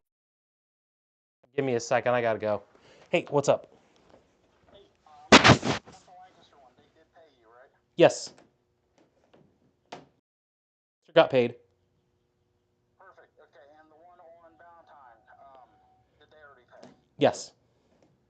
Perfect. So do I just need to see you later for payment, or? I can cash app, yeah. That works. Yep, just All right, let me know. call you. Awesome. No problem. Thank you. Yep, thank you. So, you know, I run a business during my live streams. We had some deliveries. Speaking of fridges, do you think LG's improved their linear compressor design in newer models? So my understanding about LG linear compressors is this. They fixed the problem. They figured out they know what the problem is, and they fixed it on the R134 models at the very end of their lifespan. The problem is, since 2021, every refrigerator has been mandated to have R. So my understanding is, literally they fixed it, and then the changeover to 600 just started the problem all over again. It's not as bad as it was with 134, but it's still bad. On the other side, I don't think they should have changed over at all. It's bad because the problem is Europe was using R600, my understanding, for a while. So if you get a European compressor, a European sealed system, they're fine. But the rest of the world wasn't using 600. They're using something else, usually 134. So Europe is good on it, but literally everywhere else isn't. And guess who makes all the fridges that aren't $8,000? Well, it's Mexico, it's the US, it's Thailand, it's China. So they're having to kind of relearn all the tolerances for sealed systems, and R600 is more difficult to work on. I did lock ring training last year in Georgia, And the way they explained it was the physical, like chemical or atomic structure of R600 is much smaller than 134 and all these other refrigerants. And because of that, your your sealed system has to be, the technique to seal that system has to be much, much less tolerant, because any gap in your sealed system will allow that 600 to jet through, which will cause leaks. It's why everybody hates lock ring, is it has to be done really well, but they've been using lock ring in Germany for decades and it's fine even on R600, but it's because they have really low tolerances for failures. But we don't have the same kind of focus on quality anywhere else in the world, and it causes issues. So yeah, more prone to leaking. LG dishwashers, they're decently reliable. They're not Samsungs. They're not GEs. They're better. They're mid grade. They're not bad. In general, they're not going to be terrible. One of the videos that I want to do soon, and it's obviously a matter of time, but I have someone sending me like half a dozen LG compressors, and we'll take an angle grinder, rip them apart, show what is causing all the problems. It's very similar to what happened with Microsoft years ago. If you remember the Xbox 360, it's a very small part making a very big problem. At least that's my understanding of it. It's like, with the Xbox, you had 10 cents of solder paste cost them $1 billion. And with the linear compressors, it's like a plastic cog in their system, I believe, that's failing early and it's destroying the systems. Is it worth getting in the appliance repair business? Yeah, I mean, it's been great for me. I think it's great for most people. Most people are averaging very good money on it. The issue, of course, is the fact that things are getting more difficult with boards and other things. But there's other things like GE Smart HQ that's coming on the market that will change it and make it a whole lot easier again. Because the GE Smart HQ is literally like a Bluetooth device / Ethernet device. You just plug it in, and you can run all your systems just from that app and say, drain pump, run. If not, what's resistance rating? And it literally tells you what's broken on the machine, so all you do is just go and replace the part that's bad and you're done. It lets you flash the firmware, lets you update boards, lets you resurrect systems that would otherwise require total board swaps. So that's really cool. I think that's going to be helpful on appliance repair. But yeah, I think it's great. My suspicion is they had compressors meant for 134 in large quantity and try to put them in R1. Yeah, it's hard to guess, Gargamel. I won't want to be an LG engineer right now. And one of the other problems that the refrigerator engineer talked to me about when it comes to because I asked him specifically about the linear compressor problem, and he said one of the issues that you can't talk about unless you're an engineer is that documentation for failures is a very difficult process to ascertain, because if you don't send out a warranty technician, and it's a COD call, meaning it's like my business, LG has no way of determining the chain of events that caused the refrigerator to fail. And it doesn't matter what company it is. So like if you have a problem with something that's maybe 4 years old or 5 years old and it's past warranty, then you're dealing with all these different appliance companies, and the way they document problems on, say, a heat pump dryer like this isn't going to make sense to LG or their engineers to where they can send that information back and say, hey, here's exactly why it failed, let's fix it. And that, I guess that's one way to defend appliance problems, is the chain of structure or the chain of reporting is not great. So it's difficult for them to ascertain exactly what the problem is in order to solve it quickly and efficiently. If it's a problem under warranty and they're sending out a warranty tech, then they can force them to document it a very specific way, otherwise they don't get paid. So warranty problems can get fixed a little bit faster, but if it's outside of that warranty, which the linear problems initially were, and then it started going into warranty, they couldn't document it as properly as they needed to. Now they're being forced to because of all the lawsuits. What time is it? It's almost, it's almost 6. It's not exactly 6. We'll wait and see if this can update one more. Jay asked a question, does the heat exchanger on the lower right cover have a separate filter? No, not in this one. There's no separate filter over the condenser coils in this. The only filters in this entire system, and having ripped the whole thing apart, as far as I can tell, the only set of filters on this dryer are the two right here. Once you remove those two, it's just a straight shot to the condenser system on this model. Good or bad, that's how it works. But again, I haven't seen any major lint buildup on the condenser coils after all the use we've done, so that's good, right? Let's see, can I find any more? You got to be kidding me. It updates like 20 questions at once. This is crazy. Hard water for LG front load washers. Aside from tub clean, is there anything else you can do? CLR. If you can run some CLR through it with some sort of manual mode to where you're not letting it pump water out, that would work great. The courses on appliance repair, that's hard mechanic 350. The bad part is, I think the best way to get an appliance repair is just do what I did and just jump in and take them apart.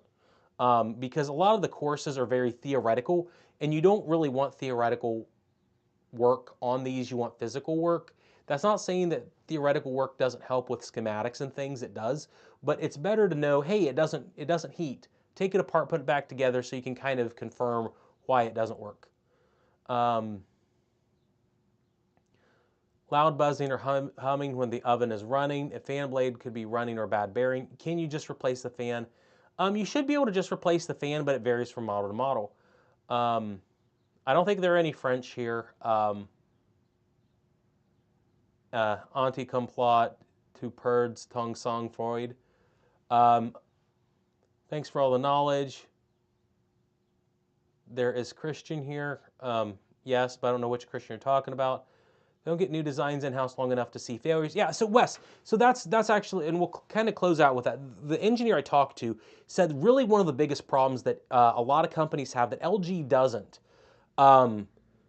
is he said that really one of the biggest issues in appliances right now is a total lack of institutional retention on engineering.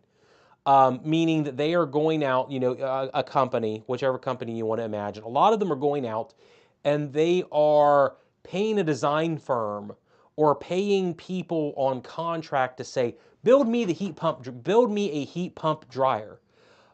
So they end up building this heat pump dryer from the ground up, and they don't go ask the other technician, hey, where are your failure points you had with your tumble dryer? And of course, this was in the context of fridges.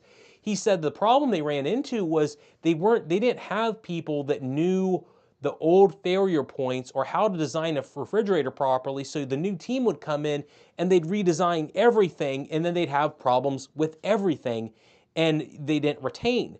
And of course, the best story about appliance engineering is like with the Whirlpool Direct Drive. With the Whirlpool Direct Drive, the story is they sent engineers out in the field for like a year to go on trucks, to go work on the belt-driven wig-wag washers, to show them what the failure points on the machine were, to try to fix it when they made the direct drive in 82, 83, 84. So then you come out with this machine that's like the most serviceable machine in history, and just like the most basic design you could come up with. And then Whirlpool just blows everyone away for 20 years with that design because they started with technicians first, forced the engineers to have a ton of practical knowledge, and then they developed the machine. But they aren't retaining the engineers to pass the knowledge and experience on, which is creating these horrible chimera of unreliable appliances because they aren't realizing where the failure points were on last year's model. That seems to be a big issue. Yeah,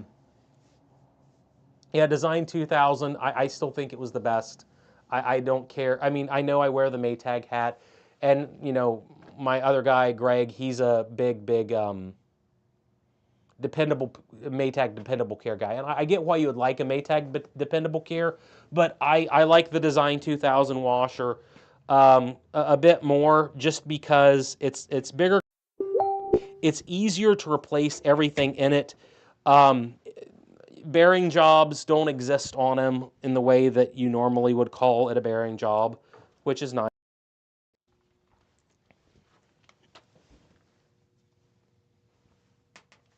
I'm going to just throw some of these screws back in it so I don't forget them off camera. And I'll go through one more set of things. I hope you guys liked the video or the live stream. Hopefully we talked. Hopefully we learned a lot and had some fun.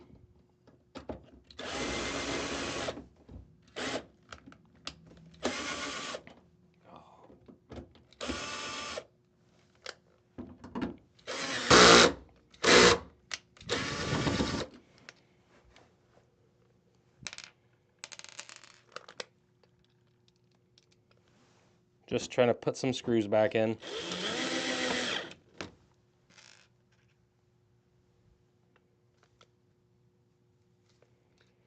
Like I said, I've enjoyed this. I may take this heat pump dryer home. If it does last the 12 to 14 years LG claims that it will, it would save me quite a bit of money to run, but then I would know how to fix it if I had to.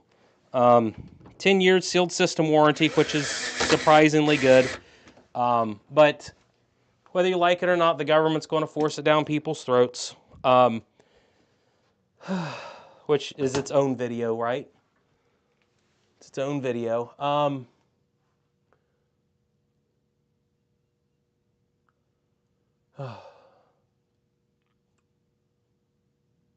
Anything else? Hopefully the setup was okay, guys. Like I said at the beginning, I was going to do this in my other room, so I would have had the LG 2-in-1 washer beside me, but the internet connection was so bad I had to scramble and put it in another building.